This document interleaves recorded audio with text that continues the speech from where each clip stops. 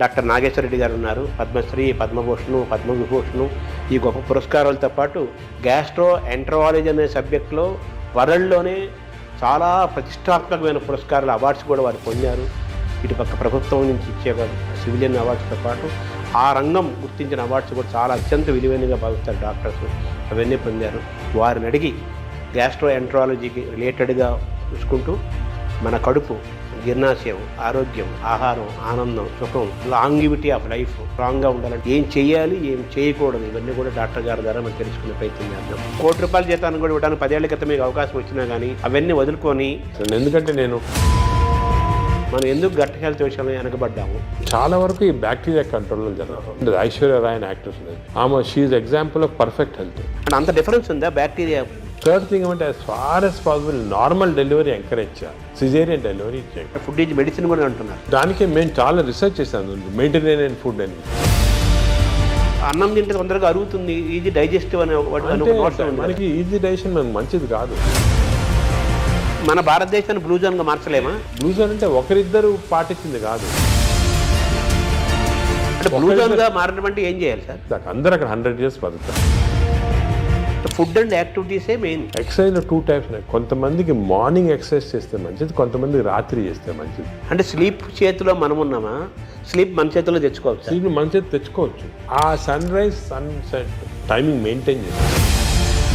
Body మంది కదా, own your own body అంటాం మనం. ఒక్కొక్క దానికి ఒక్కొక్క ఏజ్ ఉంటుంది. Human beings actually 120 years normal. బ్యాంకులు లాగా స్టూల్ బ్యాంకులు వస్తాయని, మంచి హెల్తీ పీపుల్ని స్టూల్ తీసుకుంటే. ఈ ఐబిఎస్ గురించి కూడా చాలా చర్చ జరుగుతుంది. IBS 30% of normal population IBS ఉంది. ఐబిఎస్ అంటే ఏమి? డైరియా రావచ్చు, కాన్స్టిపేషన్ రావచ్చు, పెయిన్ రావచ్చు, ఈ కాంబినేషన్ రావచ్చు. ప్లాస్టిక్ దాని రోల్ కూడా ఉంది కదా సార్ అందులో. ఆ ఫ్యాటీ లివర్ పెరుగుతుంది కదా ఇప్పుడు. ఫ్యాటీ లివర్ ఉన్న వాళ్ళు ఫ్యాటీ లివర్తో చనిపోరు. అంత తొందరగానే వచ్చేస్తే I'm aiming in 5 years time. మన జీన్స్ వల్లనే మనకి ఈ ఫ్యాటీ లివర్ పెరుగుతుంది, పొట్టలు వస్తుంది, పొట్ట పెరుగుతుంది అంటున్నారు కదా. ఈ ఎపిజెనెటిక్స్ టెక్నిక్స్లో ఈ జీన్స్ని బ్లాక్ చేశారు. ఈ ఒబెసిటీని తగ్గించడానికి, ఆ డయాబెటీస్ని కంట్రోల్ చేయడానికి ఇంజెక్షన్స్ వచ్చాయి అంటున్నారు. మెడికల్ షాప్స్లో అమ్ముతున్నారు, తీసుకొని. తప్పు చేయకూడదు అది. ఎందుకు అంటే మేజర్ గోల్ ఏంటి సార్ అంటే హెల్త్ ఫర్ పీపుల్. భారతదేశానికి నోబెల్ రాదా? మనం పని చేస్తూ ఉంటే ఏఏజీని ఎలా చూడాలనుకుంటున్నారు భవిష్యత్తులో? మీరు డాక్టర్స్కి, పబ్లిక్కి, ప్రభుత్వాలకి ఇచ్చే ఒక సింగిల్ మెసేజ్ ఏంటి సార్?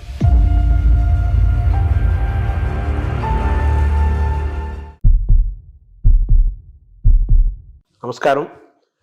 మనతో పాటు డాక్టర్ నాగేశ్వర రెడ్డి గారు ఉన్నారు. గ్యాస్ట్రో ఎంటరాలజిస్ట్గా వారు ప్రపంచ ప్రసిద్ధులు. అనేక పరిశోధనలు చేశారు, చేస్తున్నారు. కొత్తదనం కోసం ఎప్పుడు వారు వెంపర్లాడుతుంటారు. అంటే రీసెర్చ్, పరిశోధన జరగాలి, డాక్టర్లు అప్డేట్ అవ్వాలి. అలాగే ప్రజలకి, సామాన్యులకు కూడా వైద్యం ఏమిస్తోంది, వైద్యంలో జరుగుతున్న పరిశోధనలు ఏంటి, ఏమేమి అందుబాటులో ఉన్నాయి, ఇవన్నీ తెలుసుకుంటూ మన ఆరోగ్యాన్ని ఏ విధంగా కాపాడుకోవాలి, అనారోగ్యానికి ఎలా దూరంగా ఉండాలి, చిన్న చిన్న మార్పులతో కూడా మనం ఆరోగ్యాన్ని ఎలా మనం చేసుకోవచ్చు, ఇవన్నీ కూడా ఒక బాధ్యతాయుతమైన డాక్టర్గా వారి కెరీర్ని ప్రారంభించి ఈరోజు ప్రపంచ ప్రఖ్యాతి తీసుకొచ్చి గ్యాస్ట్రో ఎంటరాలజీలు అనే సబ్జెక్ట్లో వాళ్ళు టాప్లో ఉన్నారు.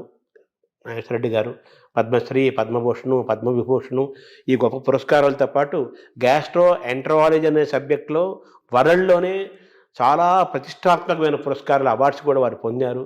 ఇటుపక్క ప్రభుత్వం నుంచి ఇచ్చే సివిలియన్ అవార్డ్స్తో పాటు ఆ రంగం గుర్తించిన అవార్డ్స్ కూడా చాలా అత్యంత విలువైనగా భావిస్తారు డాక్టర్స్. అవన్నీ పొందారు. వారిని అడిగి గ్యాస్ట్రో ఎంటరాలజీకి రిలేటెడ్గా చూసుకుంటూ మన కడుపు, జీర్ణాశయం, ఆరోగ్యం, ఆహారం, ఆనందం, సుఖం, అలాగే లాంగివిటీ ఆఫ్ లైఫ్ స్ట్రాంగ్గా ఉండాలంటే ఏం చేయాలి, ఏం చేయాలి, ఏం చేయకూడదు, ఇవన్నీ కూడా డాక్టర్ గారి ద్వారా మనం తెలుసుకునే ప్రయత్నం చేద్దాం. నమస్కారం డాక్టర్ గారు. నమస్కారం శర్మ గారు. మామూలుగా మీరు ఆ వృత్తికి చాలా గొప్ప విలువని, గౌరవాన్ని తీసుకొచ్చారు. అదే అప్పుచ్చేవాడు వైద్యుడు అని మామూలుగా మనం చిన్నప్పుడు చదువుకునేవాళ్ళం. సో ఆ వైద్యుడికి అంత స్థానం ఉంది. సరే, నెగిటివ్ పక్కన పెట్టేస్తే మీలాంటి వాళ్ళ వల్ల మళ్ళీ డాక్టర్లు ఇంత సర్వీస్ ఓరియంటెడ్గా ఉంటారో, ఇంత పబ్లిక్ ఇంట్రెస్ట్తో ఉంటారో, ఇన్ని రీసెర్చ్ చేస్తారు, ఆ వైద్యానికి, ఆ రంగానికి, అలాగే ఆ రాష్ట్రానికి, ఆ దేశానికి కూడా గొప్ప పేరు తీసుకొస్తారని మీలాంటి వాళ్ళ వల్ల మళ్ళీ ఆ వృత్తి యొక్క గౌరవాన్ని మీలాంటి వాళ్ళు కాపాడుతున్నారు. రీసెంట్గా పద్మవిభూషణ్ కూడా వచ్చింది. సో మీకు ముందుగా తెలుగు వారందరి తరపున మీకు అభినందనలు, పబ్లిక్ తరపున మీకు కృతజ్ఞతలు కూడా తెలియజేయాలి. సార్ ఇప్పుడు బాగా వినపడే మాట అన్ని డాక్టర్లు, వాడు కార్డియాలజిస్ట్ అయినా, నెఫ్రాలజిస్ట్ అయినా, న్యూరాలజిస్ట్ అయినా లైఫ్ స్టైల్ మాట్లాడుతున్నారు. ఫస్ట్ లైఫ్ స్టైల్ అంటున్నారు, తర్వాత గట్ హెల్త్ అంటున్నారు. గట్ హెల్త్, మైక్రోబయాము, దీని గురించే మాట్లాడుతున్నారు కదా. ఏంటి సార్ ఈ గట్ హెల్త్? ఈ గట్ హెల్త్ మనం కాపాడుకోవాలంటే ఏం చేయాలి? మనం ఎందుకు గట్ హెల్త్ విషయంలో వెనకబడ్డాము? గట్ హెల్త్ అనేది మీరు ఈ మధ్యనే వింటున్నారు అన్నమాట టర్మ్, కానీ మా మెడికల్ టర్మినాలజీలో చాలా రోజులుగా ఉంది గట్ హెల్త్ అనేది. దీనికి ఇంపార్టెన్స్ ఎందుకు వచ్చిందంటే, మామూలుగా సాధారణంగా నాన్ డాక్టర్స్ కానీ ఈవెన్ డాక్టర్స్ ఏమనుకునే వాళ్ళు హార్ట్ ఇంపార్టెంట్, చాలా హార్ట్ అండ్ కార్డియాలజిస్ట్కి అప్పుడు ప్రతి వాళ్ళు కార్డియాలజిస్ట్ చూపించుకోవటం, హార్ట్ అటాక్ వస్తుంది, స్టెంట్స్ వేసుకోవటం, హార్ట్ సర్జరీ చేసుకోవటం. అదేవిధంగా బ్రెయిన్ ఇంపార్టెంట్, మెదడులో ఏం రాకూడదని దానికి కరెక్ట్గా మందులు తీసుకోవటం, మెదడుకి కొన్ని ఎక్సర్సైజ్ ఉన్నాయి అవి చేయటము. అదేవిధంగా కిడ్నీస్ కూడా చాలా ఇంపార్టెంట్, లివర్ ఇంపార్టెంట్ అని అందరు అనుకునేవాళ్ళు. కానీ ఇప్పుడు మనకి రీసెంట్గా చాలా రీసెర్చ్ జరిగింది. దీంట్లో ఏం తెలిసిందంటే, ఇవి అన్నిటికీ సెంట్రల్ కంట్రోల్ అని ఒకటి ఉంటుంది. సెంట్రల్ కంట్రోల్ బ్రెయిన్లో లేదు, హార్ట్లో లేదు, కానీ సెంట్రల్ కంట్రోల్ మన పేగుల్లో ఉంది. ఎందుకు అంటే, ఇప్పుడు మీరు న్యాచురల్ ఎవల్యూషన్ చేసి చూసారనుకోండి, ఈ ఎవల్యూషన్లో మామూలుగా చిన్న జంతువుల్లో కూడా మ్యాక్సిమం ఇంపార్టెన్స్ పేగులకి ఇచ్చారు. ఎవల్యూషన్ అంటే nature has given that importance. ఎందుకు అంటే, మనం నార్మల్గా ఆహారం తింటాము, ఆహారం నుంచి ఎనర్జీ వస్తుంది. ఈ ఎనర్జీ ప్రతి ఆర్గన్కి డిస్ట్రిబ్యూట్ అవుతుంది. హార్ట్కి ఎనర్జీ అవసరం, బ్రెయిన్కి ఎనర్జీ అవసరం, కిడ్నీ. ఈ ఎనర్జీ అనేది సెంట్రల్ మాట. ఈ ఎనర్జీ ఎందుకు వస్తుంది? మన ఆహారం తిన్న సరిగా డైజెస్ట్ అయితే ఎనర్జీ వస్తుంది. ఈ కాన్సెప్ట్ అనేది ఇప్పుడు మనకి తెలిసిపోయిన తర్వాత అసలు గట్లో ఇంత ఇంపార్టెన్స్ ఎందుకు ఉంది? మనకు గట్ అంటే ఆహార వాహిక, అదేవిధంగా జీర్ణాశయము, అదేవిధంగా చిన్న ప్రేగులు, పెద్ద ప్రేగులు, ఒక సిస్టమ్ ఉంది. ఈ సిస్టమ్ మనం తిన్న ఆహారం లోపలికి వెళ్ళిన తర్వాత ఆహారం అనేది చాలా కాంప్లెక్స్. అంటే దాంట్లో ప్రోటీన్స్ ఉంటాయి, కార్బోహైడ్రేట్స్ ఉంటాయి, ఫ్యాట్స్, అన్నీ చాలా కాంప్లెక్స్, అన్నీ కలిపి ఆహారం తయారవుతుంది. ఈ ఆహారం లోపలికి వెళ్ళిన తర్వాత బాడీ ఏమంటే దీన్ని బ్రేక్ డౌన్ చేస్తుంది. అంటే ప్రోటీన్స్ని అమైనో యాసిడ్స్, అదేవిధంగా ఫ్యాట్స్ని చిన్న ట్రైగ్లిజరైడ్స్ అలాగా, అదేవిధంగా మనం తిన్న కార్బోహైడ్రేట్స్ని గ్లూకోజ్, ఫ్రక్టోజ్, సింపుల్ సబ్స్టెన్సెస్ నాకంటే చాలా ఇంటెలిజెంట్గా మనకు ఉన్న ఎంజైమ్స్ బ్రేక్ డౌన్ చేసి ఇవన్నీ కూడా ఆహార లోపలికి మన బ్లడ్ వెజల్స్లోకి అబ్జర్వ్ అయిపోయి న్యూట్రిషన్ అనేది వస్తుంది బాడీ. అంటే ఇది వెరీ కాంప్లెక్స్ సబ్జెక్ట్. దీని గురించి చాలా వరకు రీసెంట్గానే బాగా క్లియర్గా అర్థమైపోయింది మనకి. ఎందుకంటే సరే ఆహారం తింటాము, ఎనర్జీ వస్తుంది అంటారు కదా, ఇదే కాకుండా ఈ మన హోల్ ఇంటెస్టైనల్ సిస్టమ్స్లో చిన్న న్యూరాన్స్, అంటే మన బ్రెయిన్లో ఉంటాయి న్యూరాన్స్ అంటాం కండి, మన ఇంటెస్టైన్స్లో 100 మిలియన్ న్యూరాన్స్. అంటే మనం అనుకునేది ఇంటెస్టైన్స్ మామూలుగా ఏదో పేగులు డైజెషన్ ఉన్నా, కానీ దాని ఇంటెలిజెన్స్ మాట. అంటే 100 మిలియన్ న్యూరాన్స్ ఉన్నాయంటే ఎంత ఇంటెలిజెన్స్ ఉంటుందండి. ప్రతి న్యూరాను అంటే మన పేగులు కూడా ఆలోచిస్తుంటాయి, ఇది మంచి ఆహారమా చెడ్డ ఆహారం, ఈ ఆలోచనని దాంట్లో ఉన్నాయి. అదే కాకుండా ఇంకొక ఇంట్రెస్టింగ్, మన పేగుల్లో హార్మోన్స్ ప్రొడ్యూస్ చేస్తాయి, neuro endocrine tumours. Neuro endocrine cells మనకి బాడీలో అంతా హార్మోన్స్, అంటే థైరాయిడ్ ఉంది, అదేవిధంగా ప్యాన్క్రియాస్లో ఇన్సులిన్ వస్తుంది, పారాథైరాయిడ్ ఉంది. ఇవన్నీ కూడా హార్మోన్స్ డిఫరెంట్ బాడీ సిస్టమ్స్లో ఉన్నాయి. కానీ మన ప్రేగుల్లో అన్ని బాడీలో ఉన్న హార్మోన్స్లో ఉన్న సెల్స్ కన్నా కూడా ఎక్కువ సెల్స్ ఇంటెస్టైన్స్లో ఉన్నాయి. అంటే ప్రేగుల్లో నరాలు ఉన్నాయి, అదేవిధంగా హార్మోన్స్ ఉన్నాయి. ఇవన్నీ కోఆర్డినేటెడ్ మెకానిజంగా పనిచేస్తాయి. ఇప్పుడు మనకి నాలెడ్జ్ వచ్చింది. అంటే మనం ఆహారం, ఫర్ ఎగ్జాంపుల్ గ్లూకోజ్ తిన్నాం అనుకోండి, ఎక్కువ గ్లూకోజ్ తింటే, అంటే ఎక్కువ షుగర్ తింటే షుగర్ ఎక్కువ అవుతుంది బాడీలో అని మనకు తెలుసు. కానీ ఇప్పుడు ఎలా తెలిసిందంటే అంత సింపుల్ కాదు. మనం తిన్న ఆహారం అంటే గ్లూకోజ్ కానీ ఏదన్నా కానీ షుగర్ కానీ బాడీలోకి వెళ్ళిన తర్వాత బాడీలో చిన్న ప్రేగులో సెన్సర్స్ ఉంటాయి. ఇది గ్లూకోజ్ని లోపల తీసుకుంటామా వద్దా, తీసుకుంటే బాడీకి ఏ పార్ట్కి పంపిస్తాము, అంటే నరాలు, హార్మోన్స్ అన్నీ చాలా ఎలక్ట్రికల్ సిస్టమ్లా కోఆర్డినేషన్ జరిగి ఇంటెలిజెన్స్ సిస్టమ్ అంటాం దాన్ని. ఆ ఇంటెలిజెన్స్ సిస్టమ్ తోటి ఆ బాడీలో ఎంత అబ్జర్వ్ కావాలా, ఎక్కడెక్కడికి వెళ్ళాలి, అవన్నీ కూడా డిసైడ్ చేస్తుంది బాడీ. దిస్ ఈజ్ మన ఆర్టిఫిషియల్ ఇంటెలిజెన్స్ కన్నా ఈ ఇంటెలిజెన్స్ ఎక్కువ బాడీలో. ఇన్ని రోజులు తెలియలేదు, ఇప్పుడు తెలుస్తుంది మనకి. సో హార్మోన్స్, నరాలు. అదేవిధంగా థర్డ్ కాంపోనెంట్ ఇప్పుడు వచ్చింది. థర్డ్ కాంపోనెంట్ ఏమంటే, మనం ఏమనుకున్నాము అంటే మనం తిన్న ఆహారం ప్రకారము మన బాడీ సిస్టమ్ ప్రకారం జరుగుతున్నాయి, కానీ అవన్నీ కరెక్ట్ కాదు. ఇప్పుడు మనకేం తెలిసిందంటే మన ప్రేగుల్లో, అంటే ఎస్పెషల్లీ చిన్న ప్రేగుల్లో, పెద్ద ప్రేగుల్లో బ్యాక్టీరియా, వైరస్, ఫంగై 3 ఉంటాయి అన్నమాట. బ్యాక్టీరియా దీని ఇవేమంటే దిస్ ఆర్ కాల్డ్ మైక్రోబయోమ్. ఈ మైక్రోబయోమ్ అనేది మనకున్న సెల్స్ కన్నా, బాడీలో సెల్స్ కన్నా ఈ మైక్రోబయోమ్ సెల్స్ ఎక్కువ. అంటే బ్యాక్టీరియా ఎక్కువ, వైరస్ ఎక్కువ, ఫంగై ఎక్కువ. ఇవి జీన్స్, దీంట్లో జీన్స్ మనం లెక్క పెట్టగలిగితే ఈ జీన్స్ దీంట్లో 2 మిలియన్ జీన్స్ ఉన్నాయి. మన బాడీలో 20,000 జీన్స్ ఉన్నాయి. అంటే మనకి we are completely controlled by this microbiome bacteria. ఎందుకంటే అన్ని జీన్స్ ఉన్నాయి దాంట్లో. అంటే మన డిఎన్ఏ దానికి రిలేటెడ్ ఉంటుంది. డిఎన్ఏ, మన డిఎన్ఏ బ్యాక్టీరియా డిఎన్ఏ కాన్స్టెంట్గా they are touching each other, talking to each other. మన ఆహారం ఎంత తీసుకున్నా డైజెషన్ జరుగుతుంది కదా, ఎంత అబ్జర్వ్ కావాలి, ఎంత వెళ్ళాలని ఈ క్రాస్ టాక్ వల్ల జరుగుతూ ఉంది. మనం తిన్నదానిపైన డిసైడ్ కాదు, ఈ మైక్రోబయోమ్ పైన కూడా డిసైడ్ అవుతుంది. సపోజ్ మంచి మైక్రోబయోమ్ ఉందనుకోండి, మనని ప్రొటెక్ట్ చేస్తుంది. అరే ఈ బాడీని ప్రొటెక్ట్ చేయాలి, మనం ఈ బాడీలో ఉన్నాము, దీన్ని ప్రొటెక్ట్ చేయాలా అండ్ మంచి సబ్స్టెన్సెస్ అబ్జర్వ్ చేసి చెడ్డ సబ్స్టెన్సెస్ బయటికి పంపించేస్తుంది, మన మోషన్ ద్వారా వచ్చేస్తుంది. అదే చెడ్డ మైక్రోబయోమ్ ఉన్నాయనుకోండి, అంటే ఇది ఎలాగంటే ఎగ్జాంపుల్, ఒక దేశంలో ప్రజలు ఉంటారు, మంచి ప్రజలు ఉంటారు, చెడ్డ ప్రజలు ఉంటారు. మంచి ప్రజలు ఈ దేశానికి ఏమైనా చేయాలా, అవి చేయాలా అని ఆలోచిస్తూ ఉంటారు. అదే చెడ్డ ప్రజలు టెర్రరిస్ట్ ఉన్నారు, ఎలా దీన్ని డిస్ట్రాయ్ చేస్తాము అని. మన బ్యాక్టీరియా కూడా బాడీలో అలాగే మంచి ప్రజలు చెడ్డ ప్రజలు ఉన్నట్టు మంచి బ్యాక్టీరియా చెడ్డ bacteria, good bacteria bad bacteria. ఈ బ్యాడ్ బ్యాక్టీరియా ఎప్పుడు ఇలా బాడీని ఎలా డిస్ట్రాయ్ చేస్తాము, ఈ బాడీలో షుగర్ ఎలా ప్రొడ్యూస్ చేస్తాము, ఈ బాడీకి హార్ట్ ఎలాగ చెడిపేస్తాము, ఈ బాడీకి బ్రెయిన్ ఎలా చెడిపేస్తాము కాన్స్టెంట్గా ఉంటాయి. So there is a constant big battle మన ప్రేగుల్లో. బ్యాడ్ బ్యాక్టీరియా గుడ్ బ్యాక్టీరియాకి ఇప్పుడు వార్ జరుగుతూ ఉంది లోపల. పెద్ద సైన్యం ఉంది, అంటే మిలియన్స్ మన అంత పెద్ద సైన్యం ఉంది. మనకి గుడ్ బ్యాక్టీరియా గెలిస్తే మనకి మంచిది బాడీకి. సో ఈ heart attacks, brain strokes, kidney damage ఇవన్నీ కూడా కొంతవరకు మనం అనుకున్నట్టు ఫిజియాలజీ ప్రకారం జరుగుతుంది, కానీ చాలా వరకు ఈ బ్యాక్టీరియా కంట్రోల్లో జరుగుతుంది. మనకు తెలిసిపోయింది ఇప్పుడు. దానికే మనం చూస్తుంటే కొంతమంది అది ఏదంటే తింటారు, నాకేం జబ్బులు రావంటారు. ఫర్ ఎగ్జాంపుల్, ఫేమస్ ఎగ్జాంపుల్ మనకి ఒక యాక్ట్రెస్ ఉండేది, ఐశ్వర్య రాయ్ అని యాక్ట్రెస్ ఉండేది. ఆమె she example of perfect health. అందరు అడిగేవాళ్ళు మీరు ఏం చేస్తారు, ఎక్సర్సైజ్ ఏం తింటారు, ఆమె ఏం లేదండి, ఏం చేయటం లేదు, మన న్యాచురల్ బాడీ. అప్పుడు ఊరికనే అందరు ఎలాగ natural, this is a natural. అంటే మన మంచి బ్యాక్టీరియా ఉంటే బాడీ గ్లో వస్తుంది, స్కిన్ గ్లో వస్తుంది, అదేవిధంగా షుగర్ కంట్రోల్లో ఉంటుంది. సో ఇది ఫండమెంటల్గా ఇది తెలిసిపోయింది ఇప్పుడు మనకి. సో మోస్ట్ ఇంపార్టెంట్ ఇప్పుడు ప్రజలు అడిగేది ఏమంటే ఎలాగ how to have good bacteria, how to avoid bad bacteria, ఇది అనేది ఫండమెంటల్ క్వశ్చన్ వచ్చింది మనకి. దీని గురించి చాలా రీసెర్చ్ జరుగుతుంది. ఇంకో ఫండమెంటల్ క్వశ్చన్ మా వాళ్ళు చాలామంది నన్ను అడుగుతుంటారు, అది ఇన్ని సంవత్సరాలుగా మనం చూస్తున్నాం కదా, ఇది ఎందుకు తెలియదు, ఈ నాలెడ్జ్ ఎందుకు లేదు, ఈ బ్యాక్టీరియా గురించి ఇప్పుడే 2-3 సంవత్సరాలుగా మాట్లాడుతున్నారు అందరూ, మీరు కూడా 2-3 సంవత్సరాలుగా ఎందుకు తెలియలేదంటే ఈ బ్యాక్టీరియా అనేది లోపల ఉంటాయి కదా, దీన్ని తీసి కల్చర్ చేసి స్టడీ చేసే టెక్నిక్స్ మన దగ్గర లేవు ఇన్ని రోజులు. గత 3-4 సంవత్సరాలుగా మెటాజీనోమిక్స్ అని కొత్త టెక్నాలజీ వచ్చింది. అంటే ఈ బ్యాక్టీరియా తీసి మనం జీనోమిక్ స్టడీస్ చేసి ఏ బ్యాక్టీరియా ఎన్ని ఉన్నాయి అవన్నీ కూడా జస్ట్ 2-3 ఇయర్స్గానే నాలెడ్జ్ వచ్చింది. దానివల్ల మనకు అంతా ఇప్పుడు తెలిసింది. That's why are so excited about this knowledge. ఎందుకంటే ఈ కొత్త నాలెడ్జ్ ఇప్పుడు వచ్చింది కదా, ఇవన్నీ క్లారిఫై అయిపోతున్నాయి పాయింట్స్. మెటాజీనోమిక్స్ మేము మా హాస్పిటల్లో పెద్ద ల్యాబ్స్ పెట్టాము, మెటబాలోమిక్స్, దాని తర్వాత మెటాజీనోమిక్స్, మైక్రోబయామ్ ల్యాబ్ అని స్టార్ట్ చేసి ఇవన్నీ స్టడీ చేస్తున్నాం. అంటే ఈ మైక్రోబయామ్స్ ఉన్నాయి కదా, అవి కూడా దే ఆర్ ప్రొడ్యూసింగ్ సబ్స్టెన్సెస్, ఈ అన్ని మెటబోలైట్స్ అంటారు.